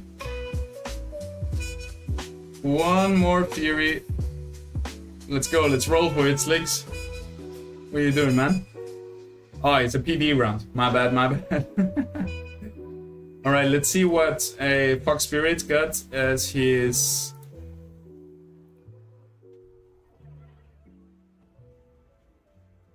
legendary augment. Maybe something from the forest. Oh, he got this one. Stacking Omega Power. Decent. Decent. Okay, the Phosphorus pulling through. The thing is, it's all about positioning now. If Slicks manages to get the right plans and all his damages on the Phosphorus, Phosphorus will die. He cannot sustain it. If not, he doesn't win. So right now it feels like Slick's biggest tanks are actually his right plans and his Forest, with those self-healing augments keeping them alive. This is gonna be interesting. This is the final round of game number 2. We're gonna have some repositioning happening, and it all comes down to positioning.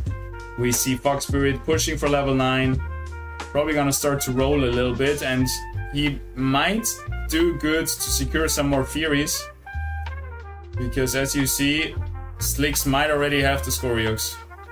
Let's check over to Scoriox, to Slicks. Are we looking over here? Did he find it? I heard something. Oh, there it is. Look at that. There's the Scoriox. God damn.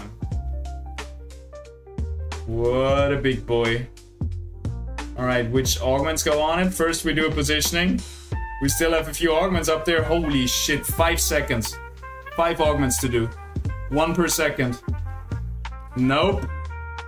Missed 2 legendary augments right there. That was a little bit greedy to redo all the augments last second. And that's the only thing that I really see Slicks doing wrong sometimes. He's running out of time. He's not prioritizing the moves that he has to do first. Like, positioning and augments should come at the beginning. And yeah, he's done. I don't think the augments would have made a big difference. Phosphorus is just wrecking through the enemy line. And there you go, Fox Spirit taking the second game. Beautiful, well played. Realizing that he had to pivot from the Scion Bulwarks that he played early on into what Slicks was playing, into the fighters. Secured the Blaze Knight, secured the Phosphorus, took that away from Slicks, and yeah, made it happen. Really cool to see how Fox Spirit was able to combat Slicks very well here. And those two guys are just every tournament stand out and stand apart from everybody else. Everybody else played very well as well, but it's hard. It's hard if you are against those two guys. And what I would recommend to all of the others now is go for their composition. This is right now the strongest, it seems like. And it is the strongest because these guys were able to find this Phosphorus, find the Blaze Knight, find the Scoriox, find the Null, find the right plans. And everybody else was going for Scions. They were screwing themselves over.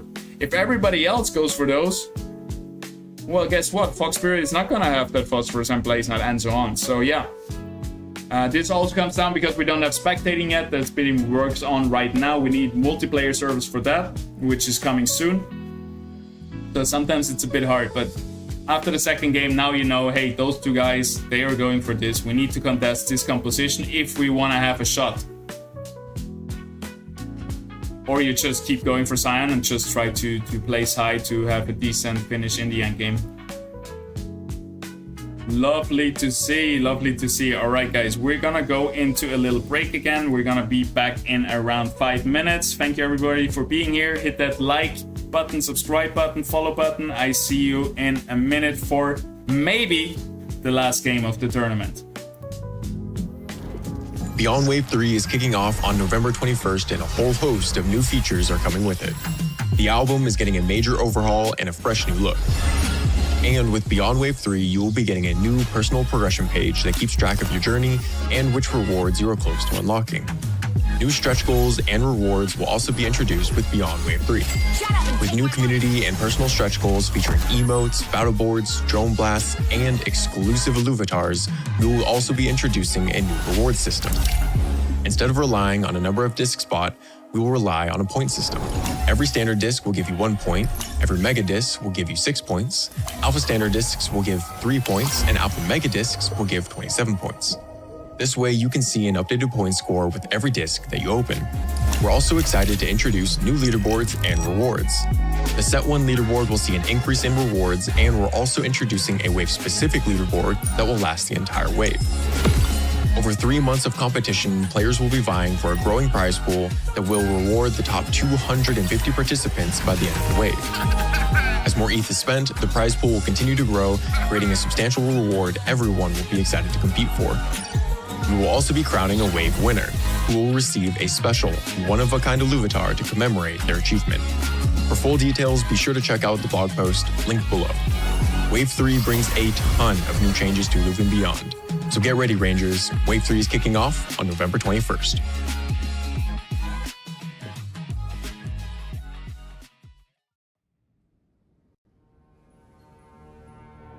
Len, Black Keel insists we set course for Illuvium. But I can feel it. This is Illuvium. Scans indicate a dead planet. Activate scouting vessel. Captain, if the control unit is lost, there's no going back. Please, relinquish the control unit. But they'll never know how wrong they were. If you don't follow orders, they won't All listen. we do is blindly follow orders. When will we fulfill our duty? Your duty is to Black Keel. Cole knows something I don't. I need to know how this ends. Will you retreat to safety, chasing paradise? Or will you follow me and fulfill your purpose?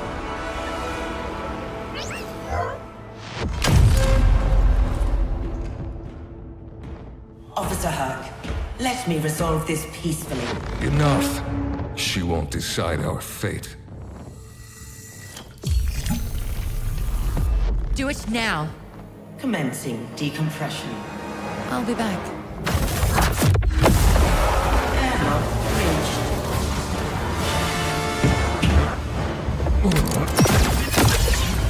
Stasis initiated. Unexpected malfunction.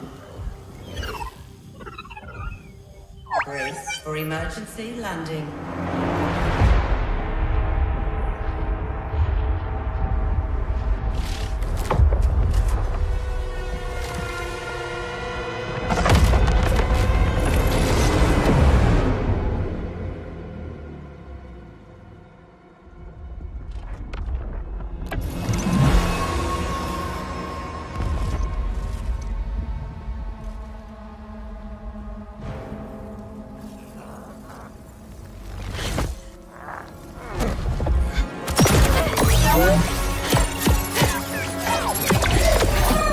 Forgot to charge again, huh?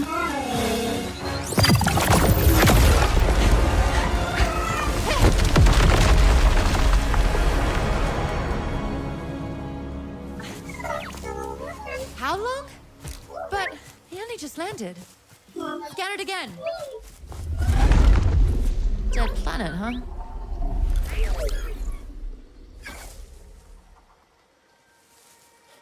Cole was right.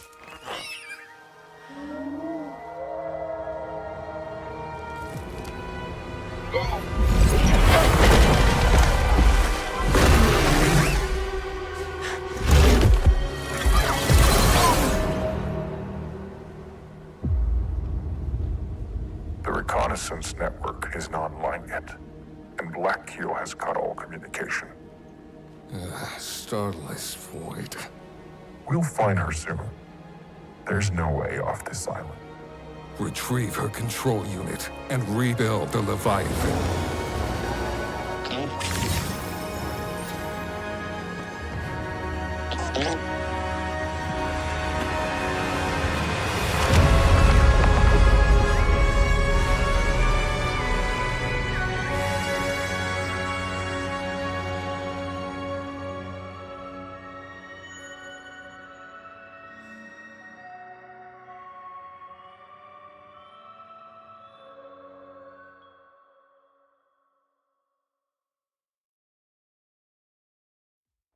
To get started playing in Illuvium, you first need to set up your IMX passport. Click on Account in the top right, create account, log in with your preferred email, enter the verification code sent to your email, and then select Yes. Then choose your name, and that's it. Your IMX passport is all set up. Once your account is set up, head on over to the Epic Store where you can then download the game. When the game has finished installing, launch the game and log in using your IMX passport. Choose your in-game name, and then you'll be taken through the tutorial. Here you'll be introduced to some of the lore and a bit about this mysterious new world. You will learn the mechanics of how to play in the overworld, as well as the basics of Arena, our auto-battler game. Once you have completed the tutorial, you can adventure into your first Stage 0 run in the overworld to start capturing alluvials, building up your team, and gathering resources for gear upgrades and more. Or jump right into Survival, Ascendant, and Gauntlet to test your skills in the arena. If you want to get started playing Illuvium Zero, our city builder game, you can download it for Mac and PC on Epic Games, or on mobile devices through the iOS and Android app stores. As you are playing all three of our games, Illuvium Zero, Overworld, and Arena, you can also complete missions along the way that you can track on our website under your profile. Any missions that you complete will contribute towards your points for the current season and contribute to your overall ranking. At the end of each season, you will be able to collect rewards based on how many points you have earned. Starting on July 25th, over 180,000 ILV in rewards are up for grabs over the next 6 months. So what are you waiting for? Download Illuvium now and start playing today.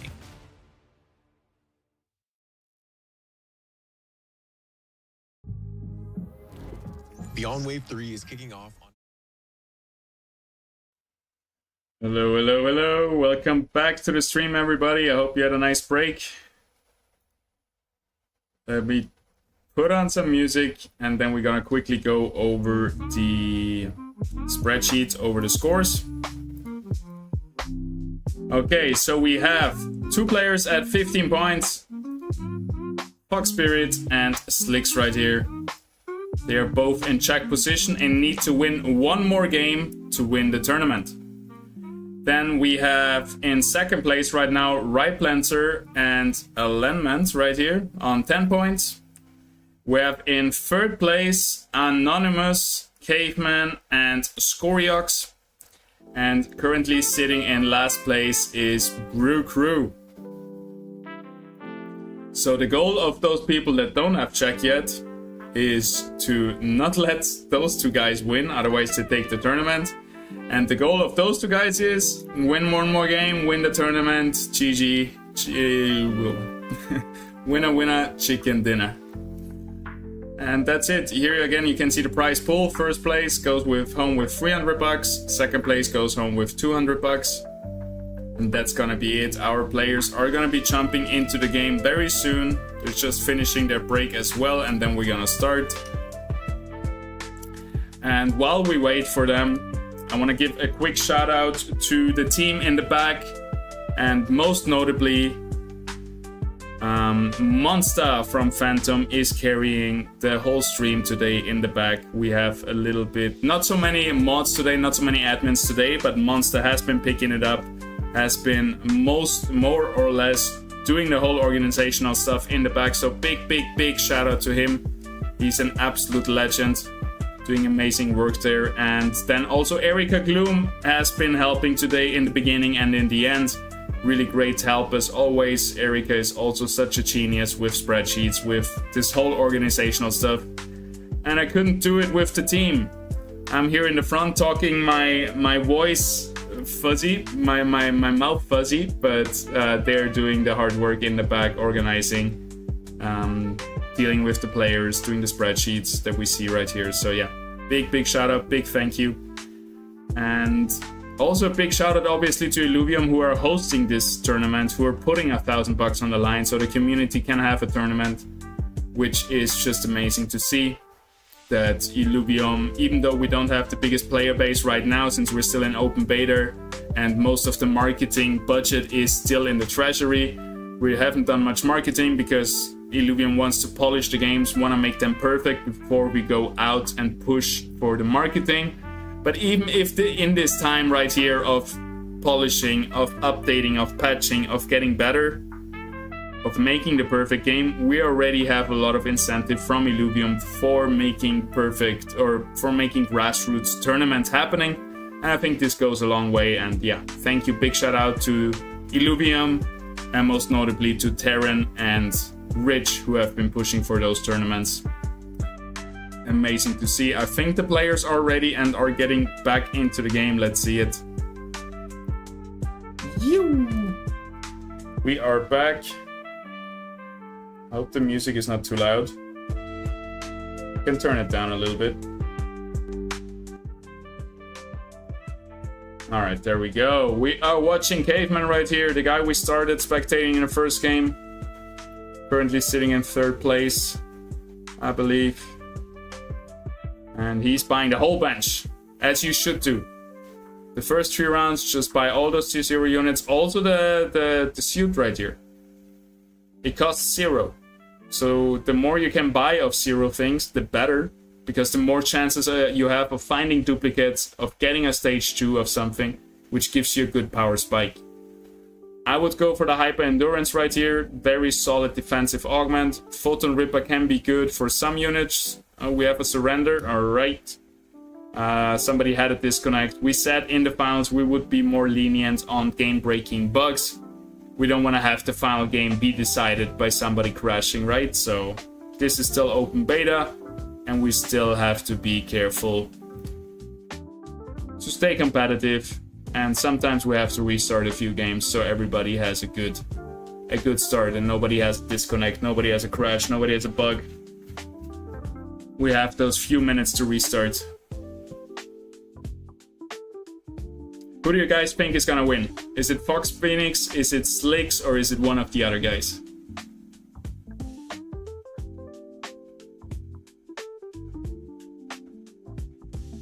Doesn't Wildfire heal a slight bit? I don't think so. I think Nature heals. The Nature trait, so that gives you a little bit heal on the Phosphorus. Then Bloom gives you extra health, which you could see as a heal. Wildfire it just does damage, no? I'm a little bit lost at the exact Wildfire description, but I think it just spreads a damage over time to the unit you're targeting plus other units.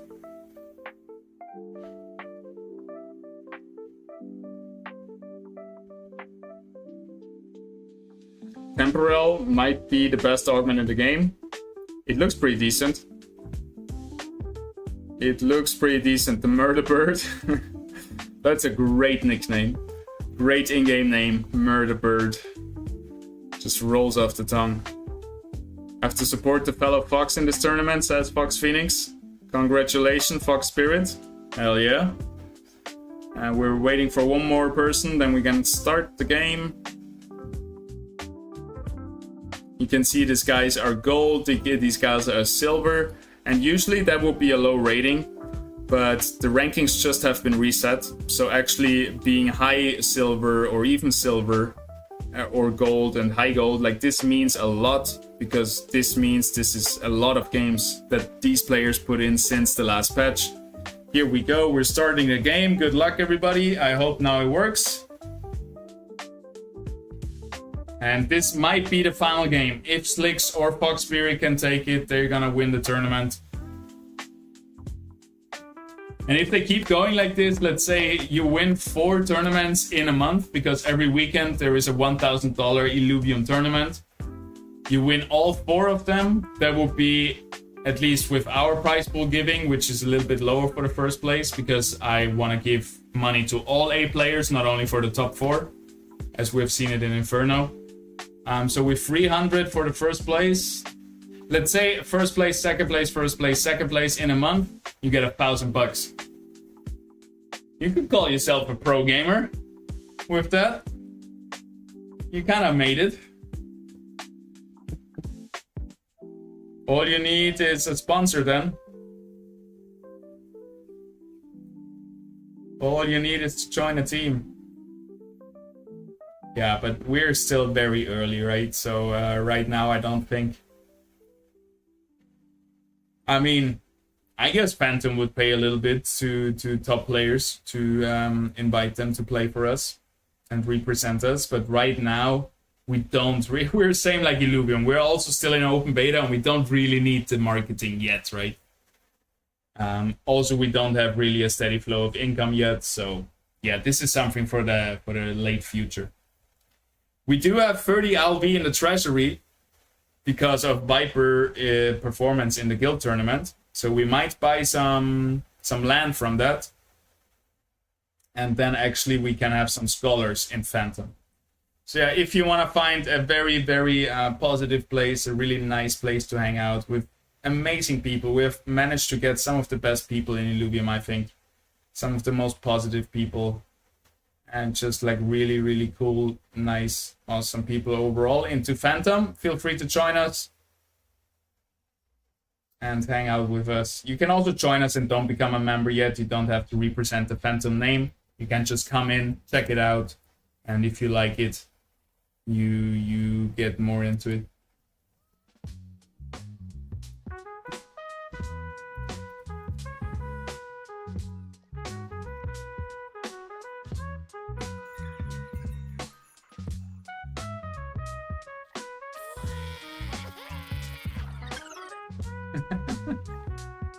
Why are you crying already, Caveman? You won the first round. Alright, last fight versus Anon. Anon won. Fox Spirit takes the first loss. Showing off his emotes here. Alright, we got a little upgrade on the Fleesh. Here comes a Ray, and it looks like... And there is a stage 2 Atipo. You see this, Caveman? You don't want to play a free stage 2? Hello? Yo, that is wild to me. I think stage 2 will always overperform over stage 1 units, no matter what. Especially Fire right here, since he already has 5 Fighter. But yeah, still a very good setup. 5 Fire, Scion, Rogue Fighters. A lot of damage. And he's going up against Ryplant, who also is on a win streak, who also tried very hard to keep that win streak. But Caveman, even though the enemy is going hyperactive, will be able to take him down with just burst damage. A lot of damage here coming in. We see it from the Volante, from the Fleesh. And he bought the Atipo in the end, so it's gonna be a unit that comes onto the board sooner or later. The Synapse Neuroplate, the armor he bought right there, is really good for it boosts your Omega ability. So until the Arcane Xenolink, that's the best one for Caster, for Empath, for Scion, Rangers. Alright, who is still fighting here? Let's check out. Well, let's stay with Caveman for one more round, and then we're gonna go to the next person. Nice weapon, really strong early board strength here of Caveman. There we go, 6 Fire, that's what I wanted to see. Absolute beauty. Insane damage. And it's also pretty good versus the air units of the enemy, so I'm pretty sure he's gonna win this one. Positioning doesn't look too bad. He's also 1 level ahead. Fox Spirit is not pushing for a win streak because he lost his win streak. So easy win here for Caveman. Let's swap over to Slicks. Let's see how he's doing. Slicks again in check position and on a win streak. So he's trying as hard as possible to extend his win streak as long as possible to give him the best chances of winning this lobby. I very much think he's gonna go for the same setup again. He's gonna go for fighters, and he hopes he doesn't get too hard contested this time. And if not, at least half of the lobby is going for fighters, for Berserkers, for Verdant, for Blaze Knight, for Blotto, all those units. If not, at least half of those players are going for it. Well, then they didn't learn from their mistakes the last 2 games, and Leaks deserves to win. Or Fox Spirit, that's the other guy who can take it this round. So I really want to see a lot of contention around these winning compositions that we have seen in the last few games. Otherwise, they're making it too easy for those 2 guys. We see Slicks here with a very interesting early build. We got 5 air plus 4 rogues. Definitely a very good early build until you meet the 6 airs of Caveman. And then you're gonna be hard countered by the 6 fire of Caveman, I mean. So let's see how that goes. We're gonna play here with this Anon. Let's stay with Slicks until he loses a round.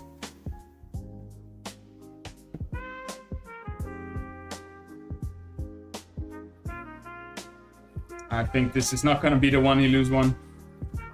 That sounds pretty solid to me. Looks pretty solid to me.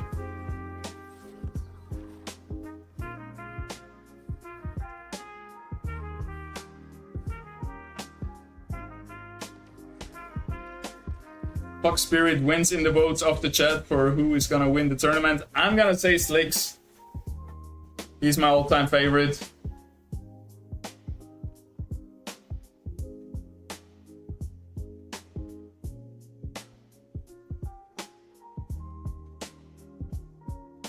Yeah, these guys are already earning $1,000 in those tournaments.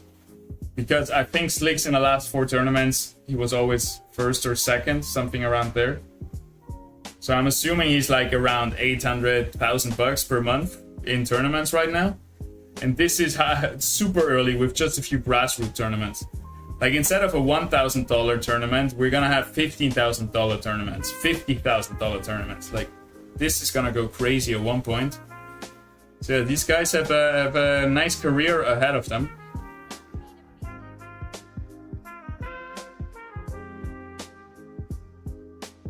Leaks here has all the tier 0s you could ever wish for. Is he actually gonna transition and go for rogues? He's rolling already to keep his win streak up because he's against Scoriox here. He knows Scoriox can pack a punch. He finds a fighter. He has so many stage 2 units just sitting around on the bench. Levels up to level 6.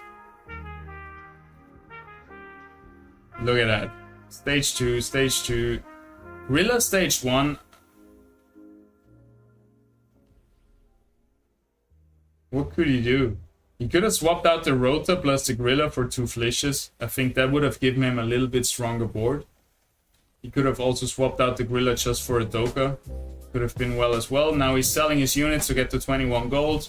To get a little bit more interest. You gotta squeeze out every mastery point that he can get. And it looks like he's losing his win streak right here.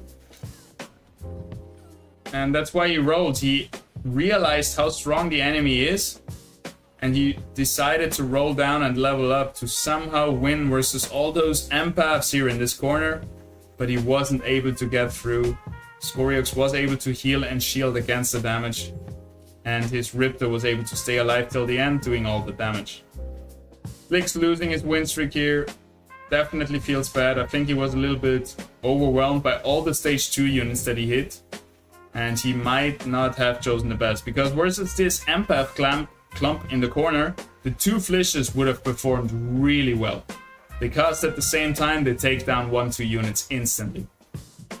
But here he goes into his monkey, into probably the Doka as well. And you want to swap the Doka now for the Gorilla. Get the 2 fighters online, right? You don't need 5 rogues. Get the Doka in. It's okay, we have positioning to do, an augment to place. And he's versus Caveman here, which counters him really hard, affinity-wise. So let's see all those hyper... Oh no, haha. Well played. That's why he brought in the monk here. That's why the gorilla is still in. Earth is countering all those fire units. So he's playing a lot of air slicks right here. But he's also bringing in some earth units to counter his counter. To counter those fire units, which would usually wreck him. Well played. I'm gonna stop criticizing and just start learning right here. It's nice to see and nice to analyze. In my head, I'm just so sad the Fleecius and the Doka doesn't get any play, but the units he has on the board are really good as well.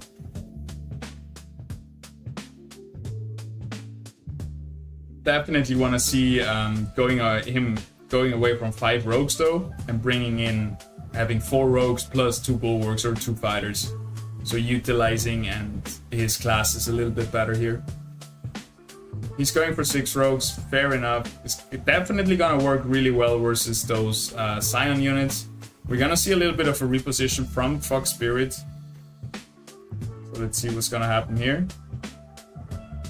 I'm really interested because all that matters right now for Slicks and Fox Spirit is a win. Second place, nothing. Doesn't matter at all.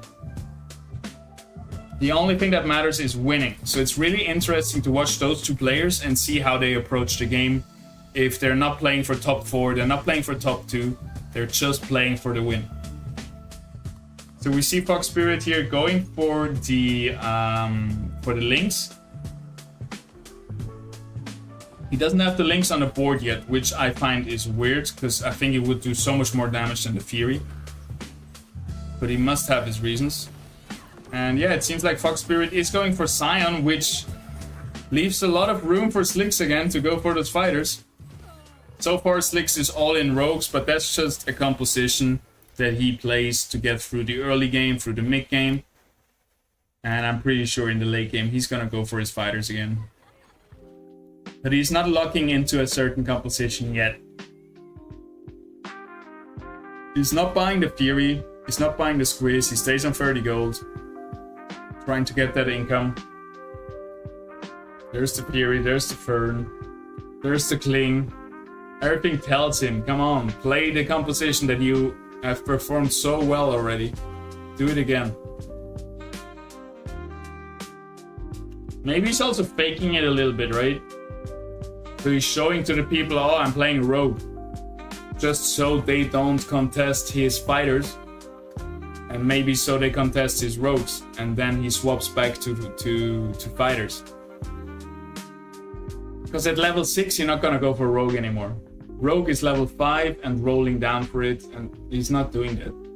He's just using those rogues to win early, to win mid, and maybe to fake it.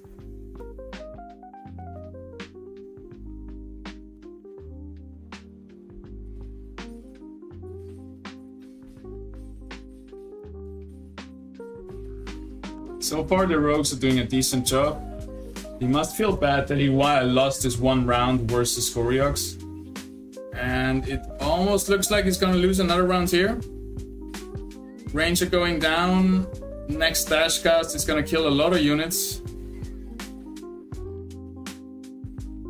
Hard to tell. No, he got it. Okay, Slick still winning. Right plants are also very high up here. Sitting on 93 health. Nice camera angle. We got a bunch of Fleecius on the board, on the bench. 2 fire, 2 air, 2 water.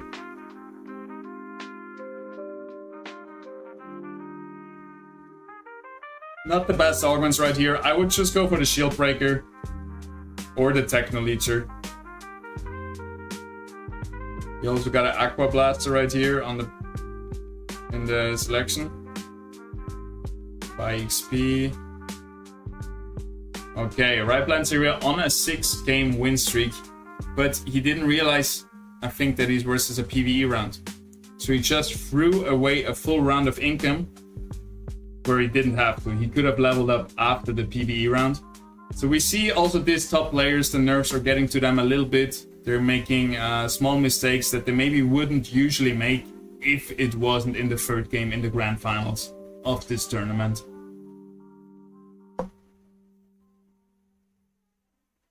It's not too bad though. He maybe lost like 3-4 gold.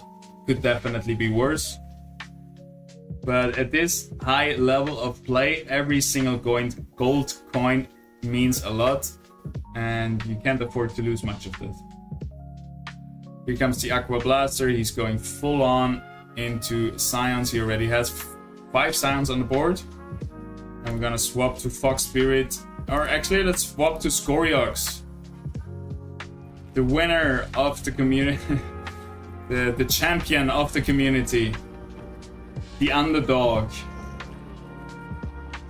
The spreadsheet numbers guy turns Gauntlet Pro. Versus Caveman right here. IMC versus ICC. You love to see it. Our council. Gaming. Commentating. Playing their hearts out.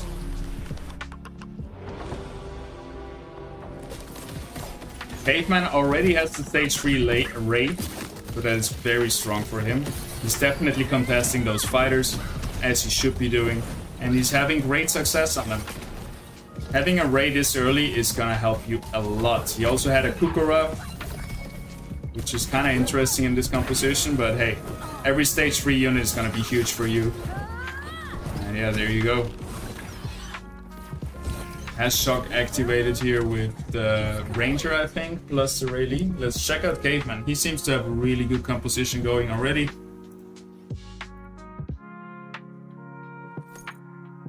Slicks on 91 points. Is he just gonna clean it up after 3 games?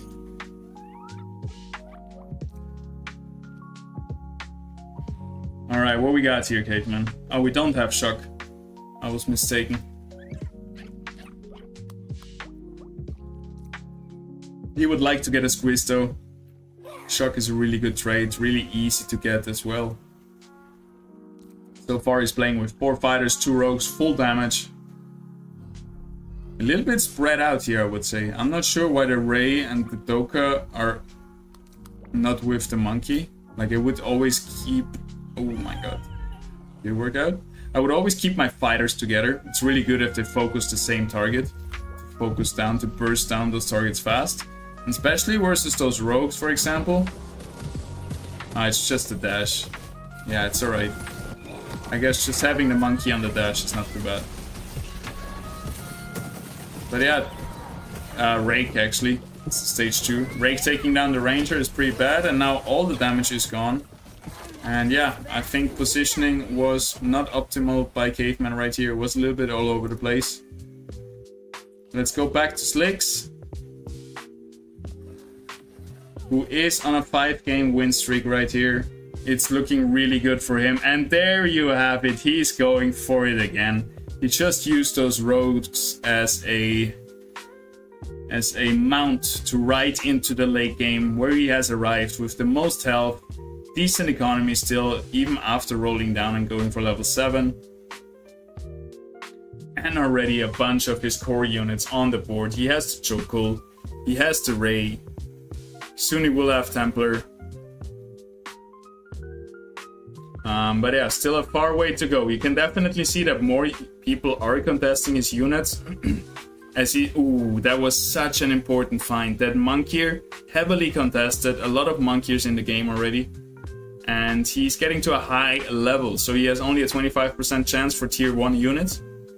And this Monkier is a core unit as it provides Berserker. So finding this right here was huge.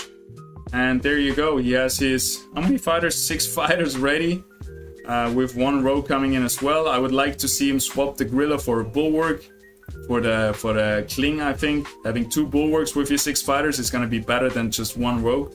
Randomly thrown in there. So I think a little bit of a misplay there. Maybe. Because you have enough damage, right? 6 fighters, you don't need a rogue to give you even more damage. I mean, it's going to work out nicely. Maybe just used it except... Especially... I was gonna say maybe he's just using it to snipe down one of those sign units, but he couldn't, right? He's all alone back there in the backline. And yeah, having a little bit more tankiness by having 2 Bulwarks would have definitely helped him more than having this Gorilla jump into the backline.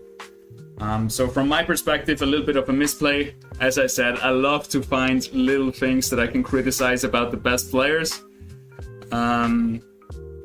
I hope, like, if I was in their shoes and they would be commentating, I would hope they do the same. Because I don't like when you see, like, TFT streams and they're always glazing and how good and how perfect. Like, no, everybody makes mistakes, especially in tournaments, especially where there's a lot. When there is high stakes, the nerves are high, people are nervous, and yeah, it's a good place to find little mistakes, which mistakes are not bad. It's an opportunity to learn, to improve. That's what we're looking for. But we're also gonna highlight if they played really good, right? Right Plans is back on top, is again in the driving position. There we go. Grilla sold, Kling coming in. Cleaned up his boards a little bit there. There you go. Now he's finding all the units he needed 1 game ago because he lost his win streak last game. And he wish he would have had this board 1 round ago. Here comes the Krunk as well. Beautiful. We're back to 6 fighters with 2 Templars now. So the Scarabog had to go for the Templar, which is definitely a better choice. Krunk right here is gonna do a very good job tanking solo, blinding everybody right here with his first cast. Can he go through this corner position? Here we see the Whirlwind coming in, stunning, providing more CC for the enemy backline.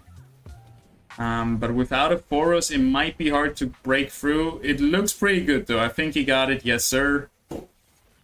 Not enough damage to kill all those 6 fighters. If 1 or 2 are left alive, especially if they're hyperactive like the monkey, they're gonna get through. And yeah, Fox Spirit decided to go for his favorite composition, I think, for the Scions that he has played in the first game as well, and wanted to play in the second game until he pivoted into playing the Forus and then a Phosphorus, winning him the game.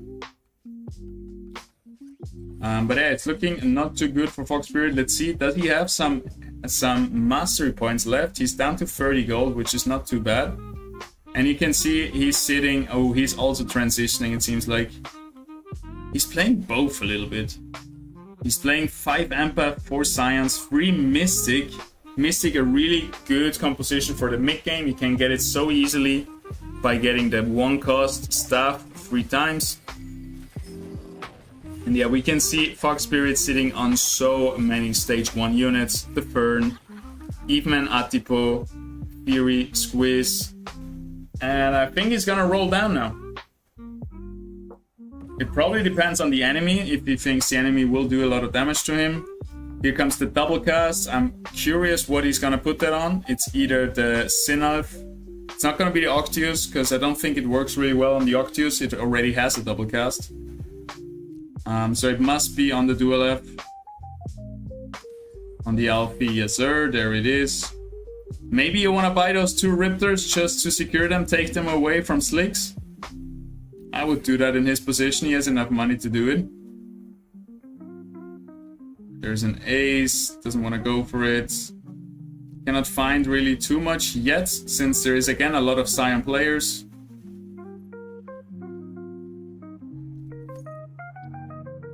Interesting app positioning, we'll see how that turns out. Alright, he lost a lot of money and didn't gain a lot of units yet. He just needs 1 more Alfie, 1 more Swiss, 1 more Fury. So he's close to getting a lot of power spikes and making his board stronger, but so far doesn't look too good. Could be enough though versus alignment if the Rake doesn't take down anything, but Rake is here stuck with the tanky Tetapi, with the Monkey here stunning him. So I think that's gonna be an easy win for Fox Spirit. Also the Arcos gets to heal everybody here. And yeah, it's looking pretty good. Alright, Fox Spirit got another round in the pocket. I want to go back to Slicks, but let's watch some other players first. I don't want to just focus on the top players. I also want to focus on everybody. So we see Brew Crew right here versus Anon, probably taking Anon down with... Has Anon found a way to cheese his way in? No, he cannot out-heal that, so Anon is out. And he's probably gonna be in last place after this 3rd round. Really nice tactic there on the links. I think it was an Empath links with like stacking defensive augment. think if it maybe would have been able to tank earlier, we didn't see the fight, but it looked like very tanky. If it would have been able to tank a bit earlier, maybe it could have made the difference. We see the classic Scion bulwark build here as well by Brew Crew. Still very surprised that not more people are contesting the fighters. There is 2 Riptors, get him. And Brew Crew, all he needs now, or all he wants, I think, is that Ranger weapon, that Aqua Blaster 3 times to get the stage 2, to get the Harbinger on the Ranger with the Axon, being able to buff that Octius even more. If Brew Crew here can unlock 3 Harbingers with the stage 3 Mammoths, the Axon plus the Ranger, giving like huge buffs to the Octius, and the Octius just one-shots everything, I think he has a good chance here. I think Brew Crew might have a decent chance if he gets Harbinger online. Scoriox is getting knocked out here by Brew Crew. Brew Crew is taking them down one by one. First Anon, now Scoriox. GG's, well played. Let's see who will be his next target. It's gonna be Alignment, who has a decent setup, but he didn't really go for a specific direction yet. He still has a Rogue. He has a bunch of bulwarks. Let's check out Alignment himself. So it feels like, oh, beautiful battle board. One of my favorites. Feels like he's a little bit all over the place. He has 3 Scions, 2 bulwarks. There is an Empath in there. There's 1 Rogue in there. So usually we would want to sell either the Empath or the Rogue and get one of those trades online. Yeah, also running out of time here. Getting a second Fernian, probably the worst unit he could have hoped for, because he already has a Fernian, so he doesn't get any more trades from this one. He could have gotten 4 Scions with the Squiz, for example. He could have gotten 2 Empaths with the Arcos. Arcos on the bench, one of the strongest Empaths in the game, I think. Would have given him 3 nature, 2 Empaths, so he's gonna be very, very unhappy about what happened here with the autofill, with running out of time. And yeah, we'll see in a second, but I think Brew Crew is gonna take this. His Octius fully buffed, such a strong unit. As long as Octius has enough time, he's gonna win those mirror matches versus the other Scion units. Boom, here comes one cast, here comes the other cast. Dead. Okay, Alignment going down to his last life. Gotta kill some mosquitoes in here. And who else we got? I think we checked everybody out a little bit. Let's go back to Slicks. Playing his heart out, trying to win this tournament. Is in first place right now. Is playing the composition that has scored him first place, second place already in this grand finals. And he's on a good way again. He only misses... Well, he doesn't have too many copies yet. You can really see how he's more contested this game. But you can also kind of see how he has adjusted his gameplay. It doesn't seem like he's rolling down as aggressively, because he knows that it's going to be harder for him to find those units if he rolls down. So it seems like, because he's more contested, he has a weaker board, less copies to go for stage 3, but he's also playing more around economy. And as I said earlier, you need that economy if you want to win a game. So if he was going to go for top 4 like he was last game, maybe this would go down to 10 gold already, just saving some HP, trying to just bring the strongest board and get it to the top 4. But if you want to win, you gotta keep your economy high until the end. Be able to roll down for those stage 3 units, not run out of steam, especially with his setup. So I don't think we will see him rolling down anytime soon. There's a Fury. Very curious to see. I saw him skip on Furies earlier. You see that? He sold his copies, goes up to 50 gold. Tries to keep his economy healthy, and it's interesting. He's not going for Furies this time. Last time he was going for the Scoriox, I think. But it didn't win him the game. Maybe that's why he goes away from it, because he noticed, hey, I got a Scoriox, and it didn't help me at all. Like, it didn't really have as much as an impact as you would hope for. Maybe that was due to bad augmentation. Also, if you remember last game, he ran out of time and couldn't put 2 legendary augments on his units. But very interesting to see him completely skip out on Fury. Also for the other reason, as Fury and Furiox and Scorix is just such a strong unit in general, a lot of players want to go for it. So if you have the extra economy, might as well secure it. And yeah, here we see he finally hit that Verdant on the Ranger, now has 6 fighters. Still has this augment up here, so let's not forget that. But yeah, he started rolling down to 30 gold, redoes some augments. He also goes for Fury now in the end. Nope, selling it again. I think you could probably sell the Ray over the Fury because you're not gonna get a stage 3 Ray anymore. A little bit of positioning, trying to spread out, trying to not be hit by too many Scion abilities at the same time, but... Well, what am I saying? He got the perfect augments on the forest. Not really perfect. This is one of the worst lifesteal augments, but he got the Vitality Whale, which is such a strong augment versus Scions. You cannot be one-shot. You survive so many casts, and then you still have that lifesteal kicking in at 40%. So yeah, we see everything going down pretty fast, but there's still the Bloto, still the Jotun, and the Forus made his way into the backline right here. And you can see how much damage it can take. It's not going down. It's gonna cast one more time. It's gonna be super close though. And actually Brewcrew able to also take down Slick. So Brewcrew is looking extremely strong. Did he already unlock his Harbinger? That might be the reason for this. No, he just has 6 Scions, 3 Bulwarks. He's going for the Scoriox. He's going for the Axodon. And that's what I mean, you gotta contest those Furies, because otherwise somebody else is gonna get a Scoriox. And Scoriox can be quite game winning, to be honest. He's also going for his stage 3 Mammoth, so basically Brewcrew has his final team on the board. Oof, 2 Mammoth copies. But he's going for the Scepter, he wants the stage 2 Scepter. That is a rough choice. I would even lock my shop here.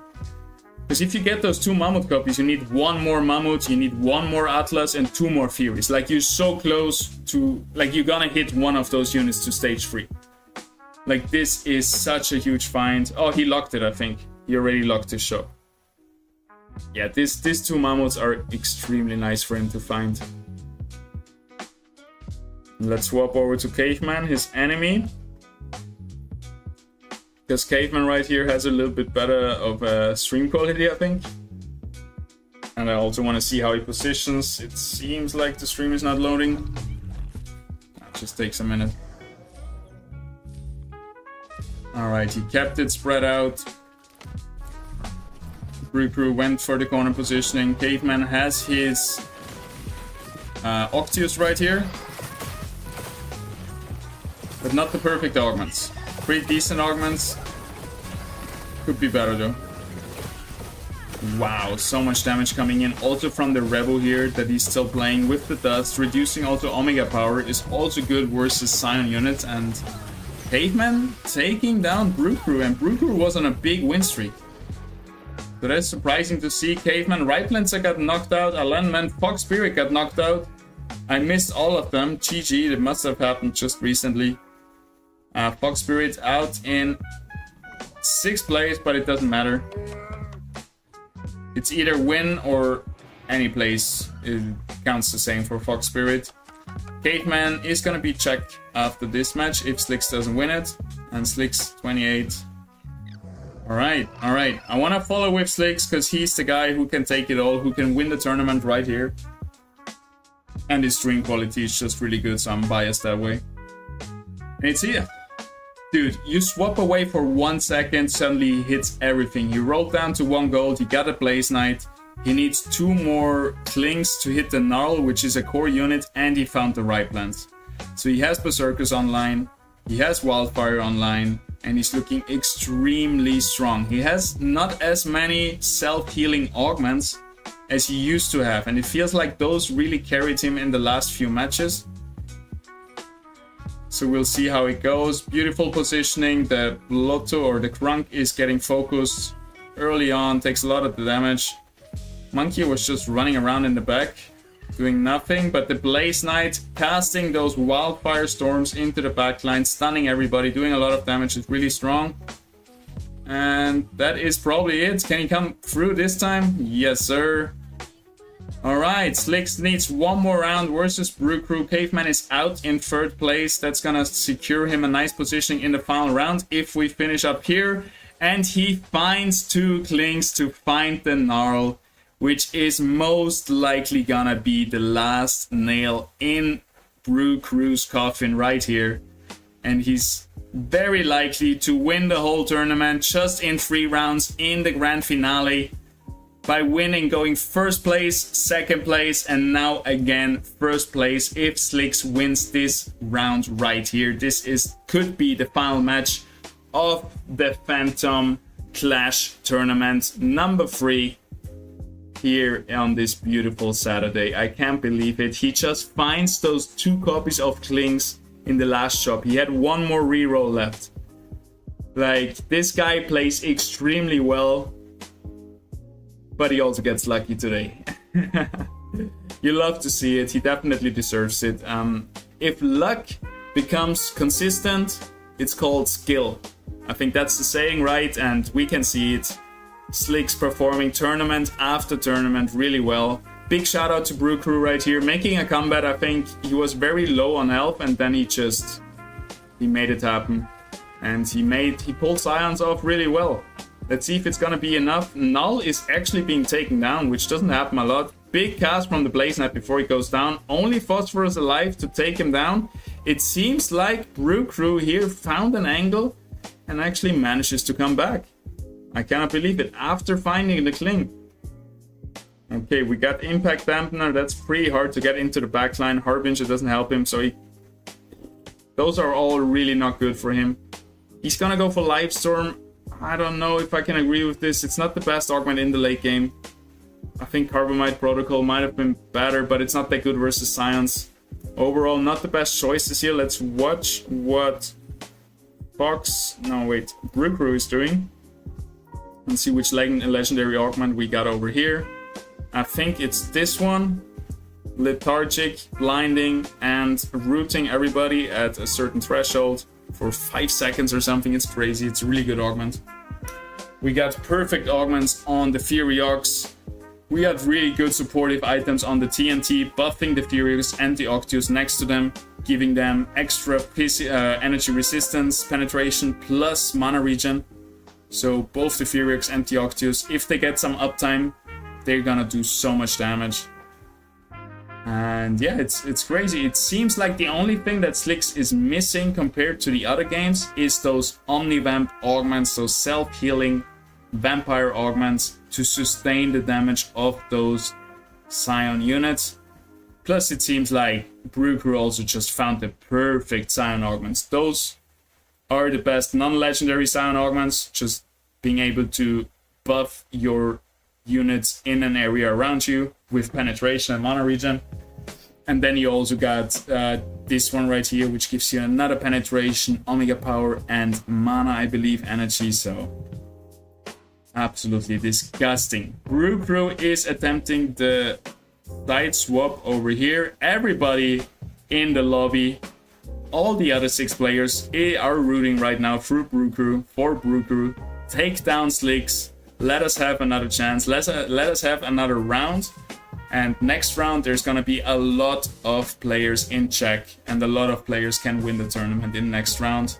Let's see what Slicks got for us. We're going to stay on Brew Crew for this last one. It's too late to swap. Let's see how the repositioning goes. Blaze Knight is in the wrong corner. He might be stunning over here to the Axon. Might also go down to the Scoriox. So here comes the first Octius cast. Taking down a lot of units. Octius, Blaze Knight finally casting now, a little bit too late, and it's gonna go over here, going wide. And yeah, it seems like Brew Crew has found a way to beat Slicks right here. I can't believe it. After he found the Null, I thought Slicks had it for sure, but congratulations, Brew Crew, taking out Slicks, giving everybody another chance to win the tournament. And we're gonna go into a quick break. We're gonna play I didn't think we had another break, so we're gonna play the trailers from earlier again. But yeah, we're gonna be back in 5 minutes. Then we're gonna have a look at the scoreboard and see who is in check and who can take the tournament in the next round. See you guys in a bit. Wow, that was crazy. There we go. Rangers, the G-Shock Illuvitar collection is here. This epic collaboration brings 108 Illuvitars ready to find their place inside your album. With every G-Shock disc that you open bringing you closer to unlocking exclusive rewards. With this partnership, we merge the digital and physical world. Get your in-game cosmetics and a limited edition Illuvium branded G-Shock watch. Get ready, Rangers. Sale starts December 9th.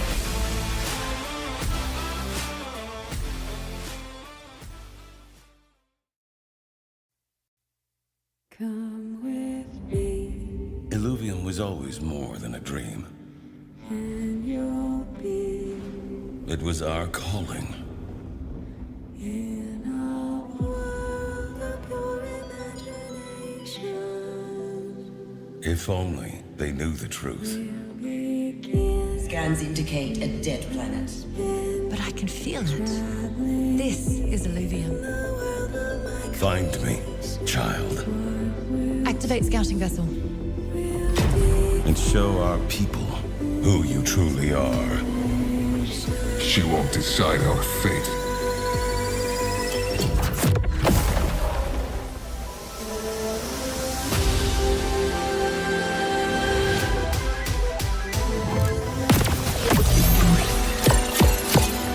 Forgot to charge again, huh?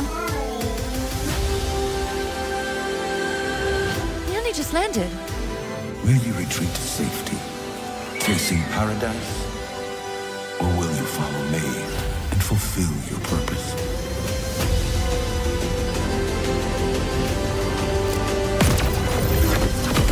We'll find her soon. There's no way off this island.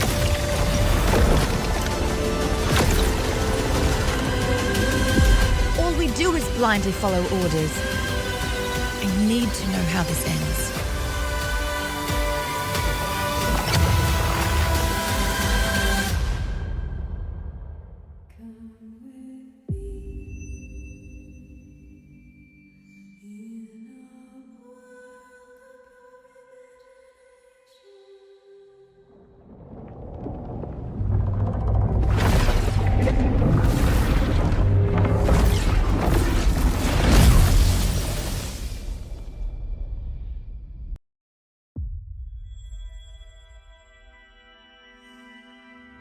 Enter a universe of games. Mine and harvest resources that power your journey. Customize your unique ranger. Explore vast regions. Discover countless mysteries, rich lore, and complete your missions. Join the hunt for rare creatures.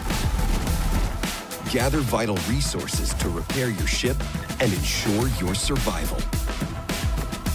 Capture over 200 unique Illuvials. Craft weapons and armor, fuse your units, and build an unstoppable team. Enter the arena. Challenge fellow Rangers in epic battles. Prove yourself in Gauntlet, an 8-player battle royale.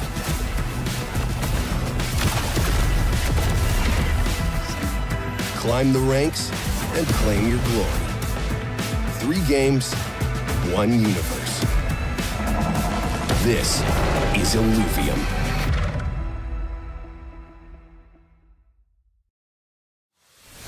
Rangers, the G-Shock Illuvitar collection is here. This epic collaboration brings 108 Illuvitars ready to find their place inside your album. with every G-Shock disc that you open bringing you closer to unlocking exclusive rewards. With this partnership, we merge the digital and physical world.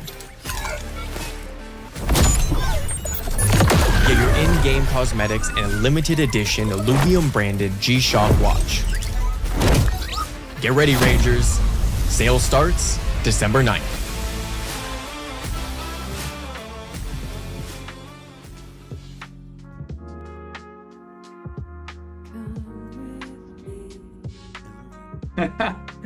Everybody in chat is like, ah, GG, nice tournament, well done.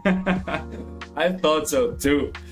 I thought as well, but no, Brew Crew saved. Everybody is so happy. I'm showing the wrong chat, but right here, we're still in it. Brew Crew with the clutch, the save. Yeah, he saved everybody. Taking down Slicks is a big achievement, and Brew Crew did it. Big shout out to him. And yeah, we're almost ready to go again. I quickly want to go over the... Oh shit, they're already in game. It's just a PvE round. No, it's the first PvP round. Nothing much happens in the beginning anyway. Whoever gets stage 2s and pushes the hardest wins. Let's quickly go over the sheet, because that's what we want to see right now. Who is in check? Who is in check? We got Slicks, who can take it with a win. We got Ripelancer, who can take it with a win. We got Fox Spirit. Brew Crew, the hero, didn't make it to check by 1 point. That is heartbreaking. So we got Alignment plus Ripelancer, who joined Fox Spirit, and Slicks, who can take it down. So Slicks, Ripelancer, Fox Spirit, and Alignment can win the tournament if they win this game, this round. Otherwise, we go to round number 5. Which I didn't expect would happen. But we'll see. It could happen. Let's see. We start with Caveman, who lost his round. So let's go over to Fox Spirit and Slicks, who both won their first round. So they're both going for a win streak again. Which is kind of the best and the most consistent strategy. If you go for a win streak, you have the best chances. Here we see it. The rematch. Slicks versus Brew Crew. Let's see if Brew Crew can take down the win streak. Maybe he's living rent-free in Slicks' head. But yeah, about the win and lose streak. Ooh. Yeah, no, lose streak is definitely viable as well, but it's so much riskier, so harder to pull off. And yeah, it's so hard to stabilize once you want to get out of this lose streak. It's just a little bit of a riskier play, but sometimes, especially in the finals, in the probably last game, you have to play it risky and might want to go for a big lose streak and play it that way.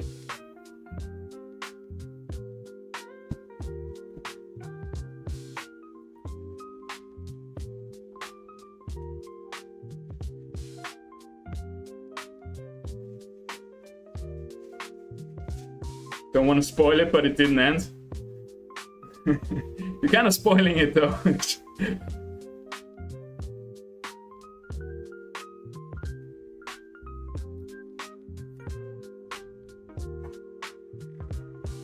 You're kind of spoiling it though. No, they realized it.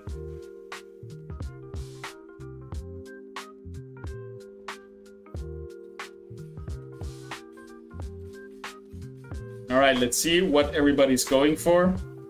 It's nice to see that Sion actually won over the fighters last round. Because so far it looked like fighters, Berserkers, Verdant, the combo that Slicks was going for, was dominating. Really, really hard. But now we saw Brew Crew taking him down with the Scions, with just the perfect augments for his Octius. So yeah, also Harbinger I think helped him a lot in the end. Did he have a stage 3 Mammoth? Sorry, we got some dogs here.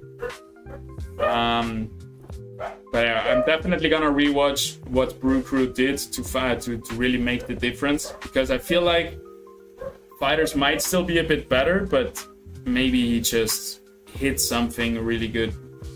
Those arcane empowerments. Oh, Slicks is thinking about it. Okay. Are we seeing Slicks now going for the Scions? Because Arcane Empowerment, the double Arcane Empowerment, I think helped Brew Crew a lot.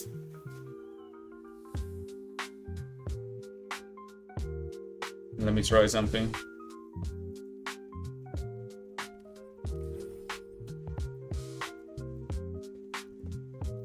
Text to speech working.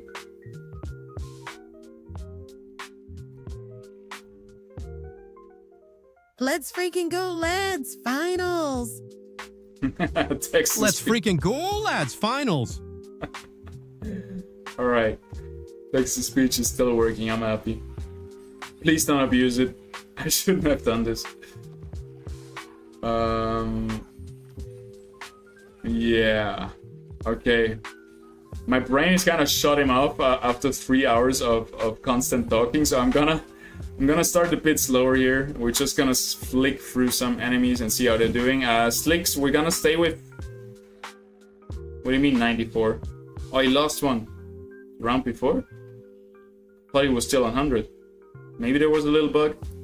Let's swap over to Fox Spirit though. He had a longer break, he had time to rejuvenate, had time to rethink his strategy and come back stronger since he got knocked out last round in 6th place, I think. And so far it's looking good. He's on a win streak. He has those stage 2 units, the Groka, the 2 Dokas. And I'm very sure he's gonna go for Burdened, Berserker, and maybe try to get another Phosphorus that won him the game in the second game. He won the game by playing that Phosphorus, so he might want to go for that again. Decent augments already with the stacking attack speed. Could be worse, could be better. And yeah, I'm really excited to see if Slicks is gonna go for Scions now, the composition that just beat him, because he also found that Arcane Empowerment. But this is very strong with whatever you do. Also with fighters, this can work out really well. Let's check over to Brew Crew, who was able to take down Slicks, save everybody, and gave everybody another chance. And Brew Crew is playing Rogues for now. For Rogues, has already 50 gold stacked up, so let's compare that to other values. I think that might be one of the best economies yet. We see Caveman right here with 20 gold, 28 gold, even though he's not on a win streak. So definitely lacking behind, falling behind Brew Crew's economy. The only excuse for a bad economy right now that you can have is if you are on a win streak. If you're not on a win streak, you want to be at 40 gold, so good job here, Alignment. Anonymous is on a little bit of a laggy stream. Is that me? Is that him? 56 gold, also decent economy right there. Then we got Fox Spirit on the win streak, so he's not gonna have too much gold. He's gonna push for that board to be as strong as possible to keep the win streak up. Titans Redound, stacking. Nope, he's going for the Saccharine Escape, which means you're gonna drop aggro, you're gonna get untargetable at a certain amount, and then get like, what, 75% attack speed? So yeah, we're gonna see this Doka go absolutely crazy with double attack speed augments. And we have just one, that's what I mean, right? Fox Spirit is the same opinion as me, that just any stage 2 unit is gonna be usually better than a stage 1 unit. So that's why we have a random Earth Leash in here, which didn't give any synergies, I think. But it's just there because it provides a little bit of extra damage. But the repositioning from Caveman is gonna take down the Fleesh and is gonna snipe him down, which is not a big problem because it's all about this Stoker right here. And even if it falls low, it's just gonna get stronger. So I think the best case would be for Caveman to kill everything else first and then kill the Doka.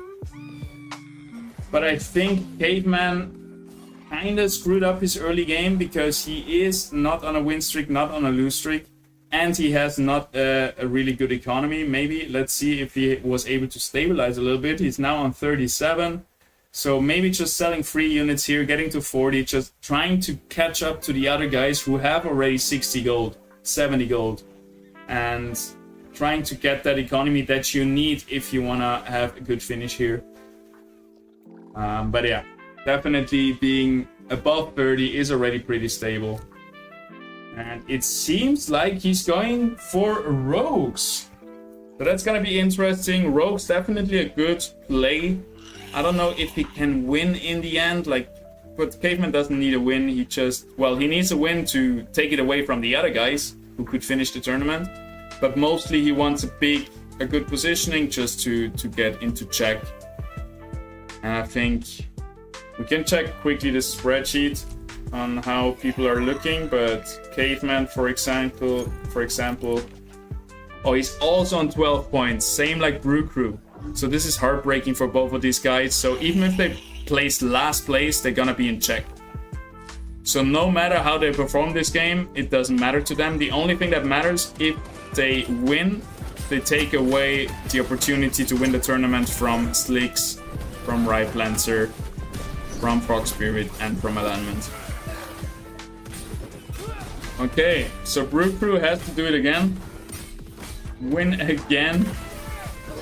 And yeah, these are the moments where you're really gonna bite your own ass and you're gonna be like, God damn, if I just played a tiny bit better in the first 2 rounds, I would be on check now. But yeah, shoulda, coulda, woulda, you can't really think that way. You did all you could. And now maybe it's the time what you can still do. It still matters. I was saying it wrong there, but because placement still matters a lot for them right now, because it could be the difference of being 4th place, 5th place, 6th place, and it could be a difference of $100 tournament earnings. So the placements, the points still determine your placement in the finals. If somebody now finishes the game, wins the tournament, you still want to have the highest possible placement just to have a good finish in the overall placement and get a good payout. So see, that's where I'm thinking wrong, and that's what I did wrong in the tournament that still haunts me in my dreams, that I only thought about winning. I didn't really think about just securing an easy 2nd place, which would have given me $100 more than what I ended up playing with 4th place by doing by finishing 8th in the last round.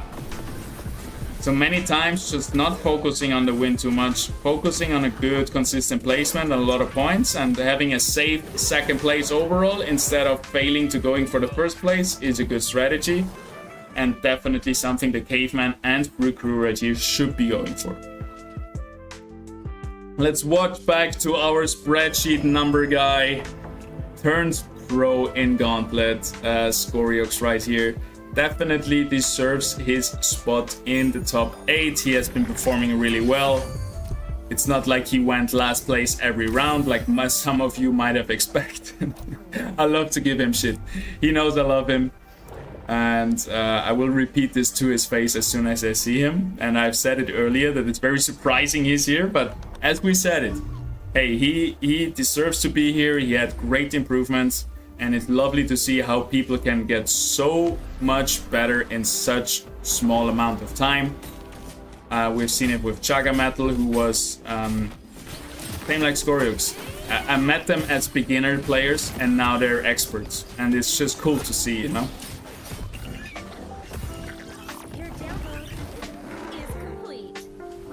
And he's doing well here. He's going for the fighters, so he's definitely contesting that top build. As he knows, Sion will be contested by a lot of other players. But let's see, how many Sion players do we have this time? What is Slicks going for? What are we going for, my man?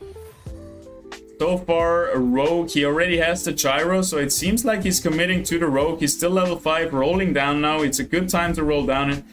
Do you see that? Do you see how fast he is in rolling down? That is one of the hardest things, I think, to do in TFT, in Gauntlet, to roll down fast and make those decisions fast.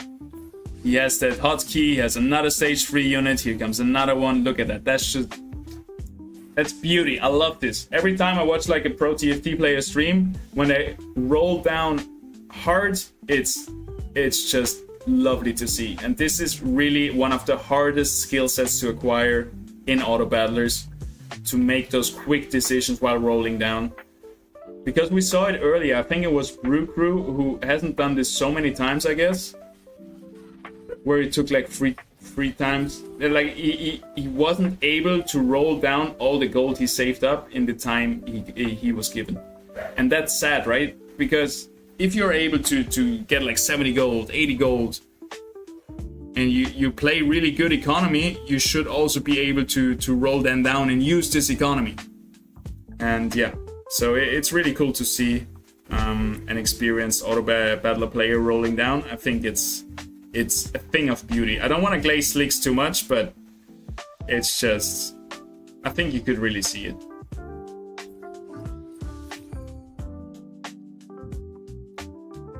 But he wasn't able to stabilize yet. He finds another stage 3 here with the Gorilla. And he finds another stage 3 here with the Kukurov. So what is he missing? Just the TB Ruku. And he's just missing 2 TB Rukus. Then he has all his tier 1 units that he wanted to find.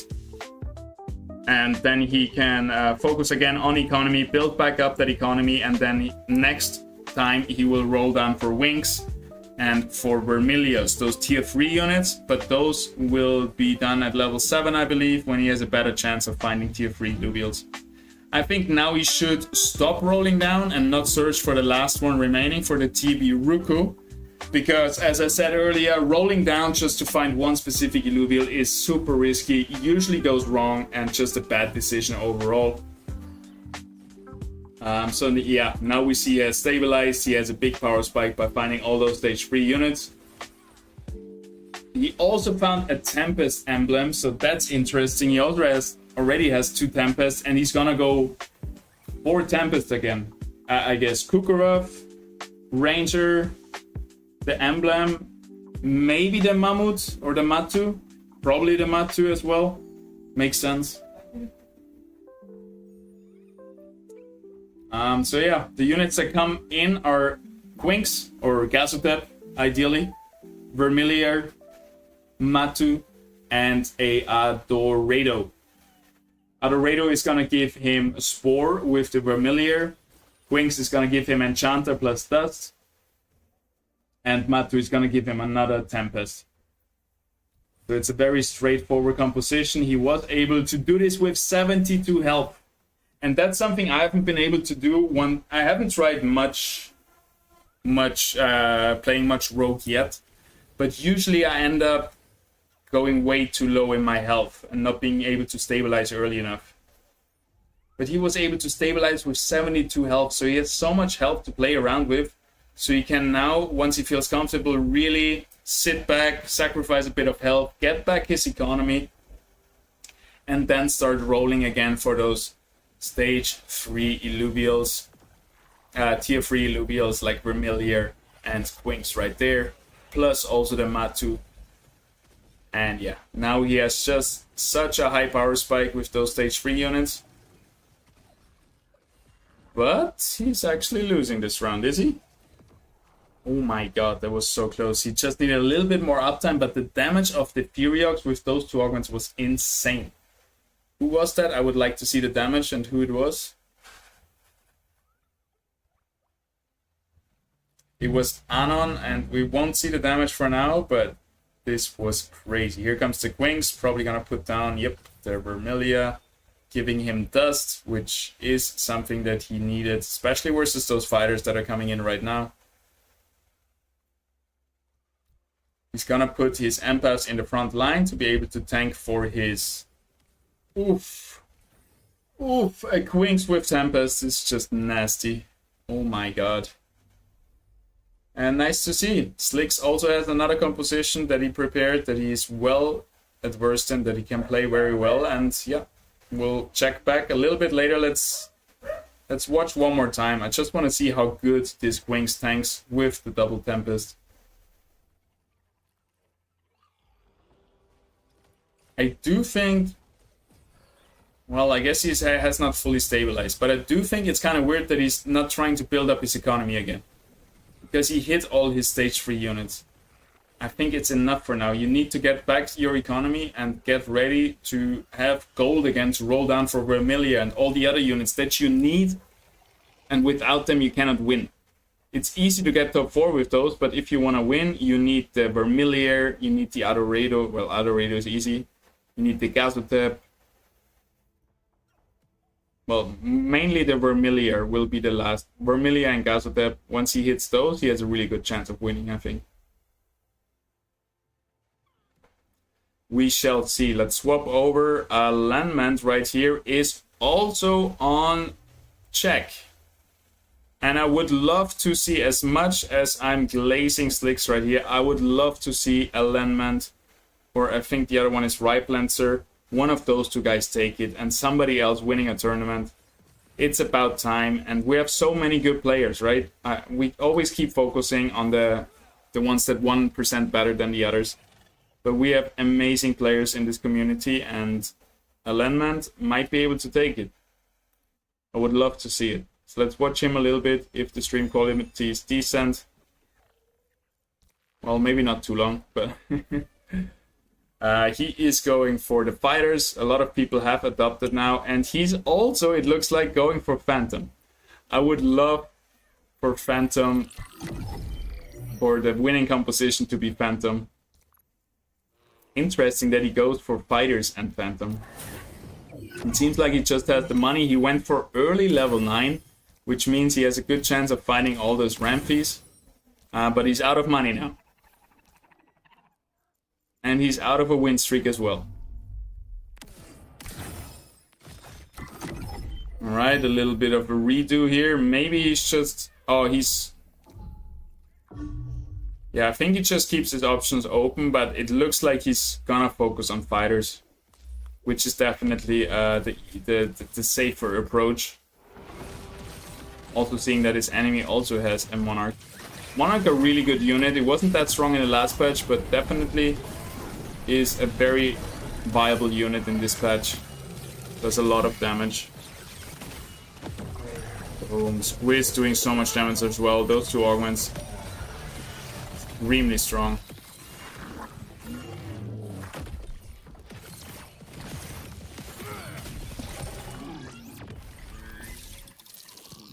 Alright, Alignment and Slicks winning. Fox Spirit still in a round. What is he going for?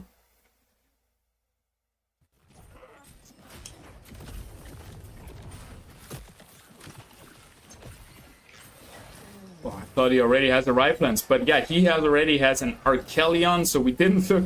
It's so funny, you look back a few rounds later and they have so good units all of a sudden. It's absolutely amazing to watch those top players play. So we have Archelion, which is such a strong unit, and he wants to find that stage 3 Cardalux as well, giving his Gnarl that he also wants to find Colossus. So he needs... Well, he needs 4 more Water Buffaloes. He is on 71 gold, so he's just gonna slow roll down his gold.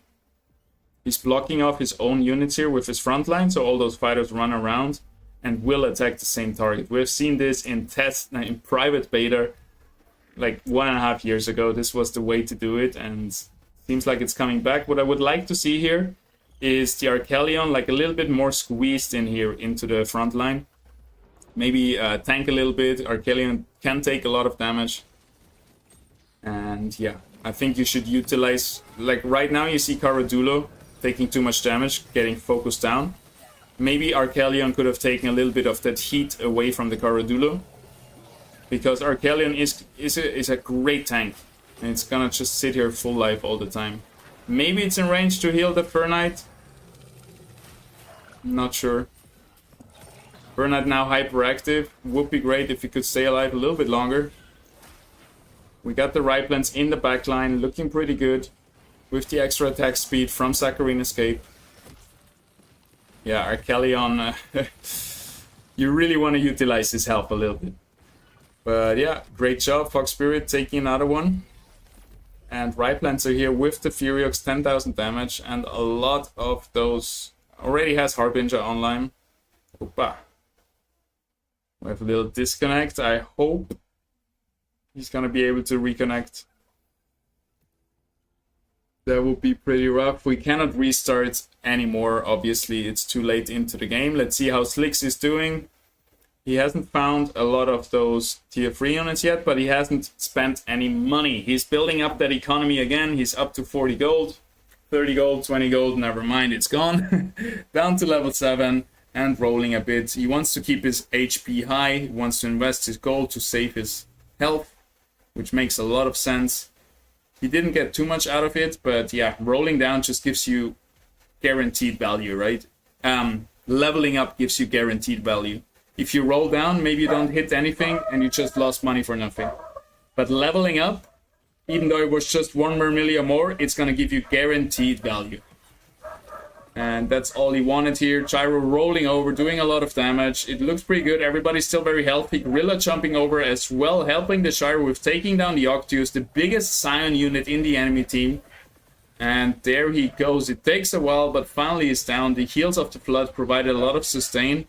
But we're not out of the water yet, because Furiox here with 2 augments doing so much damage as well. And it's gonna be a close one, but finally the last 3 units drop. And Caveman actually being knocked out. Brew Crew got knocked out before him, down to 0 health. Very unlucky.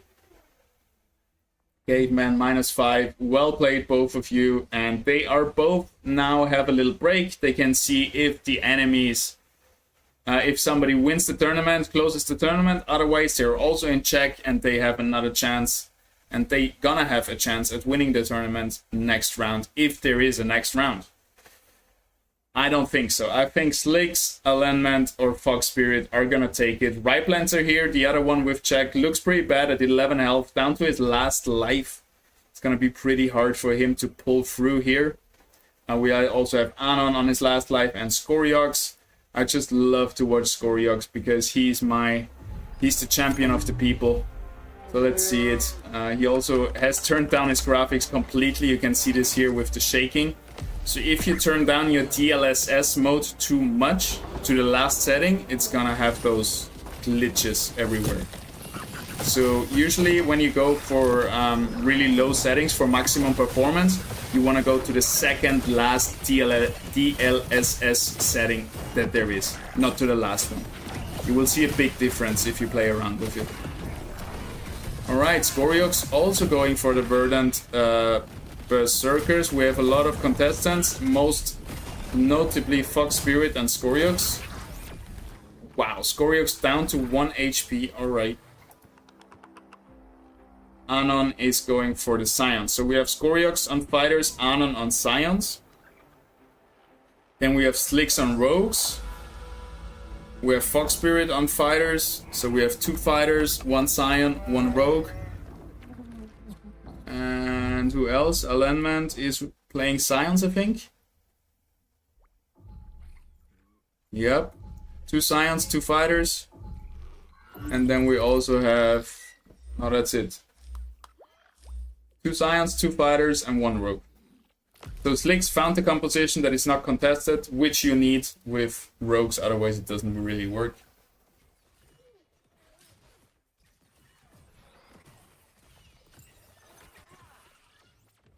And Alignment's still on 76 health. This is very scary. If you're that high health in the late game, it's a very good sign that you might be able to win this.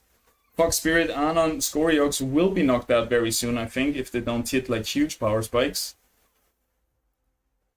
Since Anon and Scoriox cannot win, we're gonna follow along with Fox Spirit.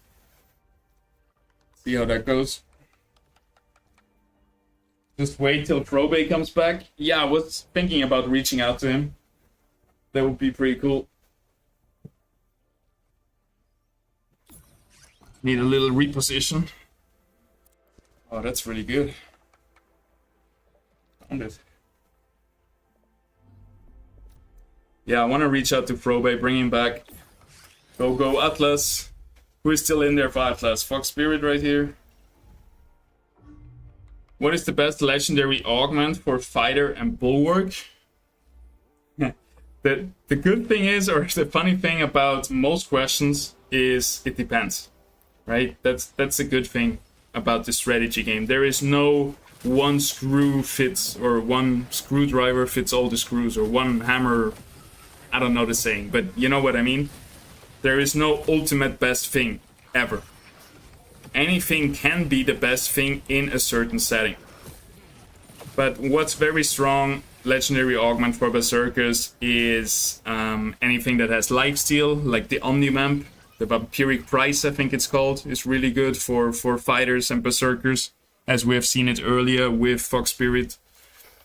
and everything that gives you attack speed and a lot of damage. So for example, the Visionary Vanguard, I think it's called, which gives you like 40% attack speed, 40% attack damage. I don't know the exact numbers right now, but yeah. Saccharine Escape right here, I don't think is that good, but also very decent. Gives you a second chance, but it's not that good versus Scions, because the Octius doesn't need to target you to kill you. So it doesn't save you from being killed by Octius. There we go, we found the Blaze Knight on Fox Spirit, definitely finding those power spikes that I talked about, that he needs to find if he wants to win this game. He needs 2 more Klings, and he needs 1 more Fury for the Scoriox. So positioning wise, interesting choice here. He's putting his Archelion in the middle. So the lasers are not gonna hit. Oh no, actually, the Flesh lasers don't pierce anymore. So the Archelion is gonna catch the laser from the Fleshes onto the Furiox for both of them, from both sides. And he doesn't have a Dual F yet, which now pierces. I'm so happy that Dual F and Flesh lasers got reversed or changed. So now Dual F's laser actually pierces and is better, and Flesh laser targets whatever it hits first, or targets the furthest enemy, but damages whatever it hits first. Makes way more sense. Fox Spirit is looking decent here. Just needs to pick up his space. The Riplan's trying to get through the backline. Doesn't have the self-heal. Wow, Fox Spirit down to 1 HP versus Anon here. Anon making a little bit of a comeback, trying to deny everybody from finishing here in the 4th game. Let's look over to Slicks with the Rogues, see how he's doing. He's dying to Fighters, he's dying to Scoriox, so our... Look at that. Scoriox 1 HP, Fox Spirit 1 HP, Slicks 5 HP, Alenman 58. So basically what's happening right now, Alenman was able to get with so much HP into the late game that he can just out-sustain everybody else, and everybody else is killing themselves. So everybody actually is down to 1 HP, and Alenman could win it within 2 rounds. And checking again, scores, Alenman is actually on a 13-point check. So if Alenman wins right here, he wins the game, he wins the tournament. I love to see it. Let's go, Alenman. Let's follow along with him. Let's hope he has a good stream quality. And then we're gonna be locked in with him. Alright, let's watch the guys he's playing. Fox Spirit in this case.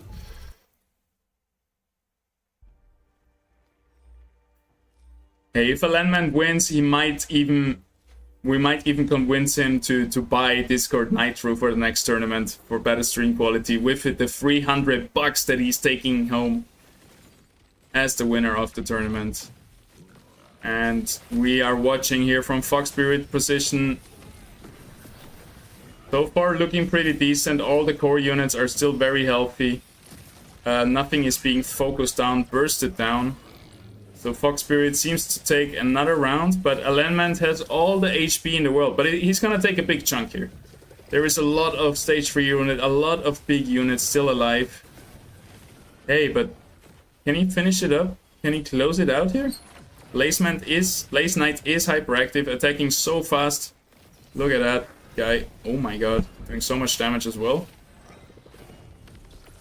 Yeah, you can finally close it out, but Alenman saving a lot of HP here by taking down a few more units. And Brew Crew is knocked out.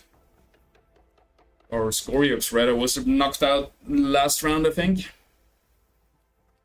Alright, let's see who Alenman is up against. Is it gonna be Slicks? Is Slicks still in it? Did Slicks get knocked out last round? Yes, he did. Slicks and Scoriox both got knocked out, so we got Fox Spirit, Anon, and Alenman. If Anon wins it, we get another round. If Fox Spirit or Alenman win it, they take it home and they win the tournament. So the ideal scenario right here for alignment would be that Fox Spirit and Anon knock each other out, but yeah, that's what's gonna happen here. So I think what he wants is that Anon wins, because I think he has a better chance against Anon than against Fox Spirit. But we're gonna see in a second. Ooh, Anon found the Ophisto right here. That is huge. Now he has but he doesn't have a dual does he? Let's watch him for a second. I don't think he has actually invokers, but Ophisto is such a huge find nevertheless. If you're also able to itemize your Ophisto, it's just gonna one-shot everything.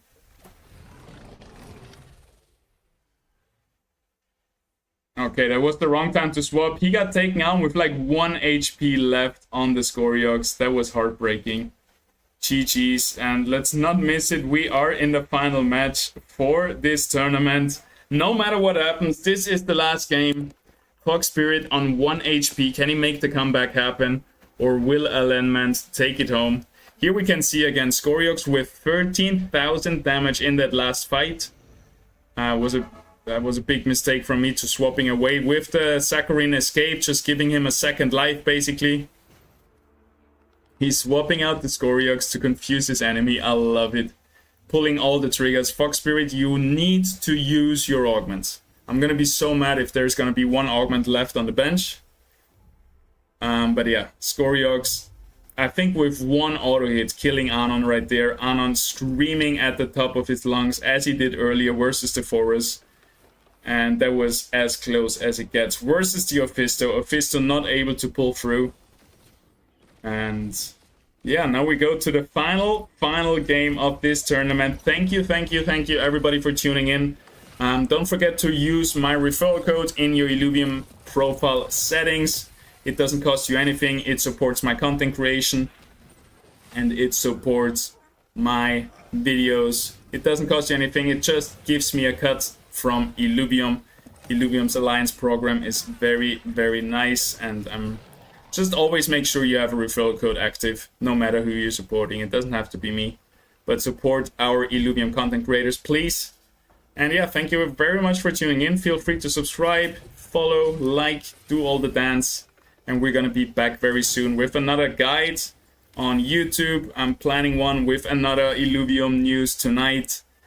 There's more YouTube videos coming. I'm wrapping it up again. And we're also gonna have more tournaments and more streams, gameplay streams coming up. So stay tuned and let's watch this final match right here. Wait, might not be the final match. Maybe Alenman can take another hit.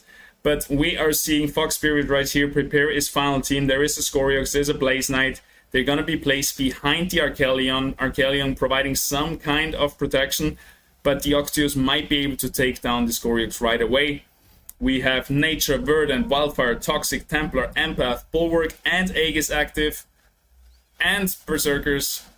So, absolutely maxed out teams on both sides. We see the Ram fights coming in. Might be able to do a decent amount of damage to the back line. Here comes the first laser off the Dualev. Almost taking down the Scoriox. Scoriox holding on to his dear life. Now dying. Here comes the Ram fight Omega. It looks very good for alignment. But also, where are his frontline? There is no more frontline left. Will it be enough though? We need at least 1 more Octios cast. It looks like the Riplands is just going to be able to take down the last units here. And Fox Spirit, is he going to do enough damage to alignment? Is he going to take him down? No, we have 1 last round between those 2 legends in the finals of the Phantom Gauntlet Clash tournament. And we're redoing the augments again. We're getting some self-heal onto the Scoriox. That's a good decision. I feel like Scoriox is gonna die anyway versus those Scions, versus the Octios, versus the Dualev, and so on. I would just put those augments onto the Riplands, make Riplands my main carry, and hope the Riplands can just go through the backline. Because he almost did that last round. So why wouldn't you buff him up more? I know that Scoriox, you get married to him if you find him. That was weird, but you know, when you find those big stage 3 units, you want to make them work. But I think versus Scion units, you cannot make a Scoriox work. Scoriox is gonna get taken down. And Ryplans really was the carrier in the last game. So I'm not sure why he swapped away from Ryplans being the carrier and still trying to make the Scoriox work.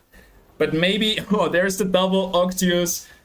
Hopefully able to take down everything in one go. Here comes big damage from all the Scions that casting their first cast. Here comes the Monarch flying over everybody, the Arthays actually. Scoriox still alive, so he's showing me how it's done. Here comes the heal from the Achelion, healing Scoriox back up, but here come the Octius cast, almost taking down Scoriox. There he goes, and now he wishes that Ryplans had these augments, was able to heal himself up. But it will be enough, and Fox Spirit takes down Alignment in that final game. It was so freaking close. Well played to everybody. Well played to Fox Spirit. Well played to Alignment. Well played to our other contestants. This was a huge game, and I cannot believe how close it came down. It came down to the wire in the end. We're updating our spreadsheet right now as we speak, but we already see Fox Spirit is the winner.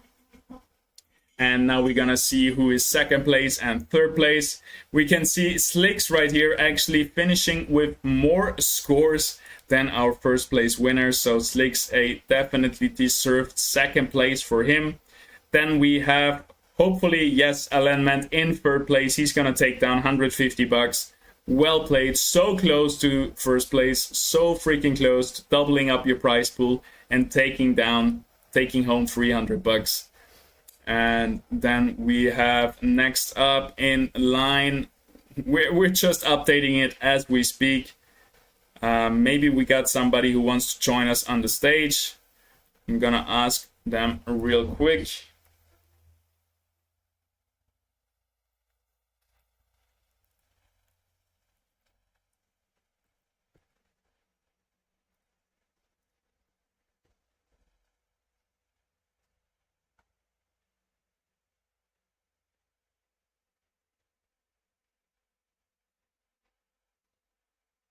Oh shit.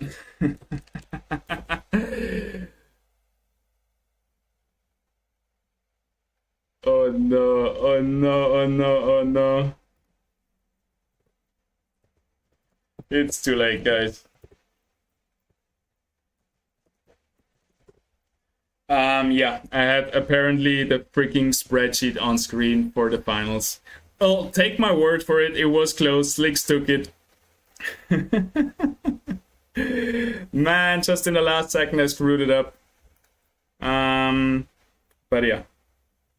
Next time, guys, if you want to reach me, reach out to the admins, to the mods, Monster and Erika, and they can directly speak to me. I was caught in the freaking excitement of the finals. God damn it. That's a bummer in the end. Shit happens. And yeah, we got first place for Fox Spirit, second place for Slicks, third place for Alignment, fourth place for Ryplancer, fifth for Caveman, sixth place for Anonymous, seventh for Brew Crew. Then we got Scoriox in last place. Well played, everybody. GG's, congratulations.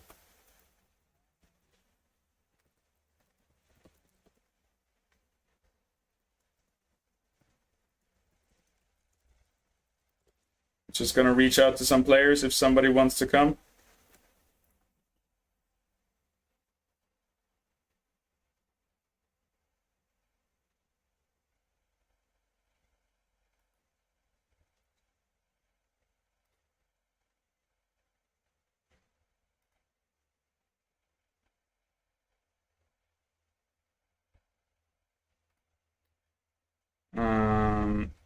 There we go. We got alignment.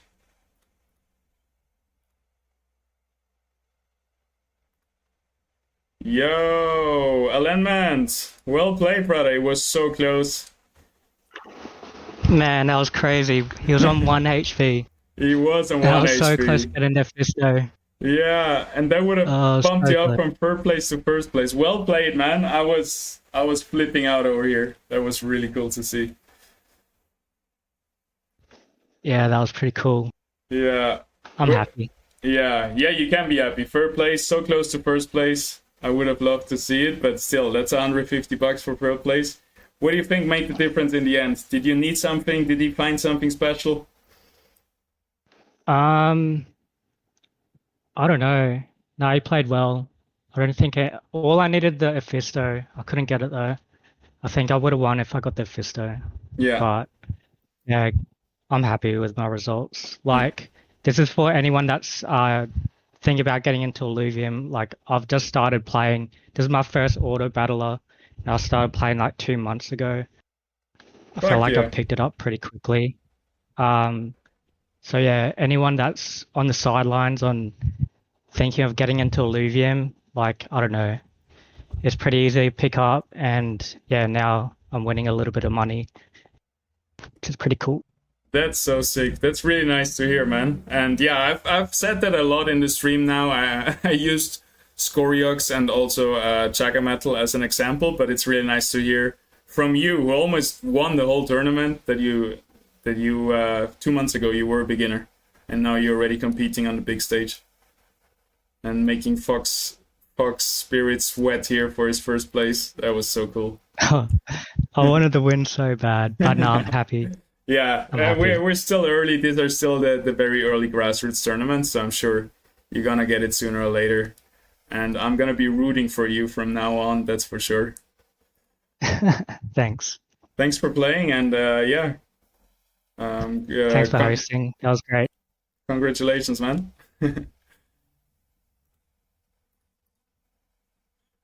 Alright, that was Alanmans. Great player, great dude. And yeah, you heard it here. 2 months ago he started his first auto battler, and now he already is making the big guy sweat and almost winning the tournament.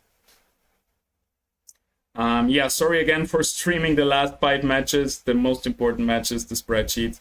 I hope I was at least talking enough to make you feel like you were there, but yeah, shit happens. I cannot do anything to undo that. We're gonna put things in place so that it cannot happen in the future. At least it happens now and not later on when it's more important. So, as I said earlier, mistakes are good. They're not bad. You learn from them, you get better. And we're gonna get better. Nevertheless, this was a great tournament. Thank you very much, everybody, for tuning in.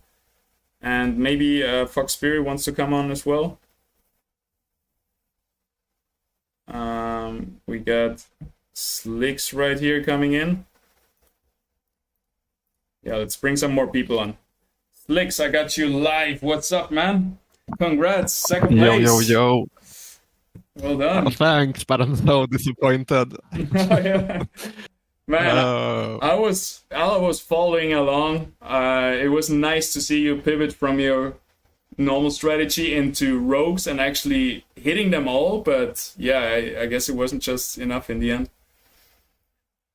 Yeah, you need the Vermillionaire, and I was 2 away, so yeah, that would probably have made a difference. But I did a huge mistake going 8, because I had a Tempest argument, so I thought I was going for 4 Tempest, but I didn't find the Mammoth, so I got stuck in between and I died because of that. So yeah, I don't think I played good enough today to win, because like I had 2 games that I could have won if I played better. So yeah, but the other people played good, so congrats to Fox Spirit. Yeah, and you still made second place, but yeah, it was a nail biter. In the end, he was almost taken down by a landman. It was 1 HP on Fox Spirit, which was crazy. And yeah. And I also played 6 rogues versus him. I think 6 air would have been better. That was also another mistake. So yeah, it was so close. So small decisions made a difference today. So yeah, that is true. Hey, it's cool that you stay humble, and well, it was extremely close. But yeah, it's really nice to see there's a lot of skill expression where you can see yourself. Oh, I made these and this and this mistake, and if I haven't made those small mistakes, it could have made a big difference. So it's nice to see that. Yeah. That's what it's usually about among the top players. Yeah, don't be too disappointed. You did great. And it was really nice to watch, especially when you rolled down for rogues. I just love seeing this, like an experienced auto battler player when they like fast roll down and like so quick decision making. It's nice to see. Really well played, man. Yeah, I was contested by Brew Crew, so I had to roll fast also. So that hurt my econ a bit, but I think I had to. Yeah. So yeah. What I was wondering, after you hit like all your tier 1s, stage 1s, except stage 3s, except the Tibiruko. You didn't really stop for a long time until building up your econ again. You thought you had to stabilize more because you were also on 70 health.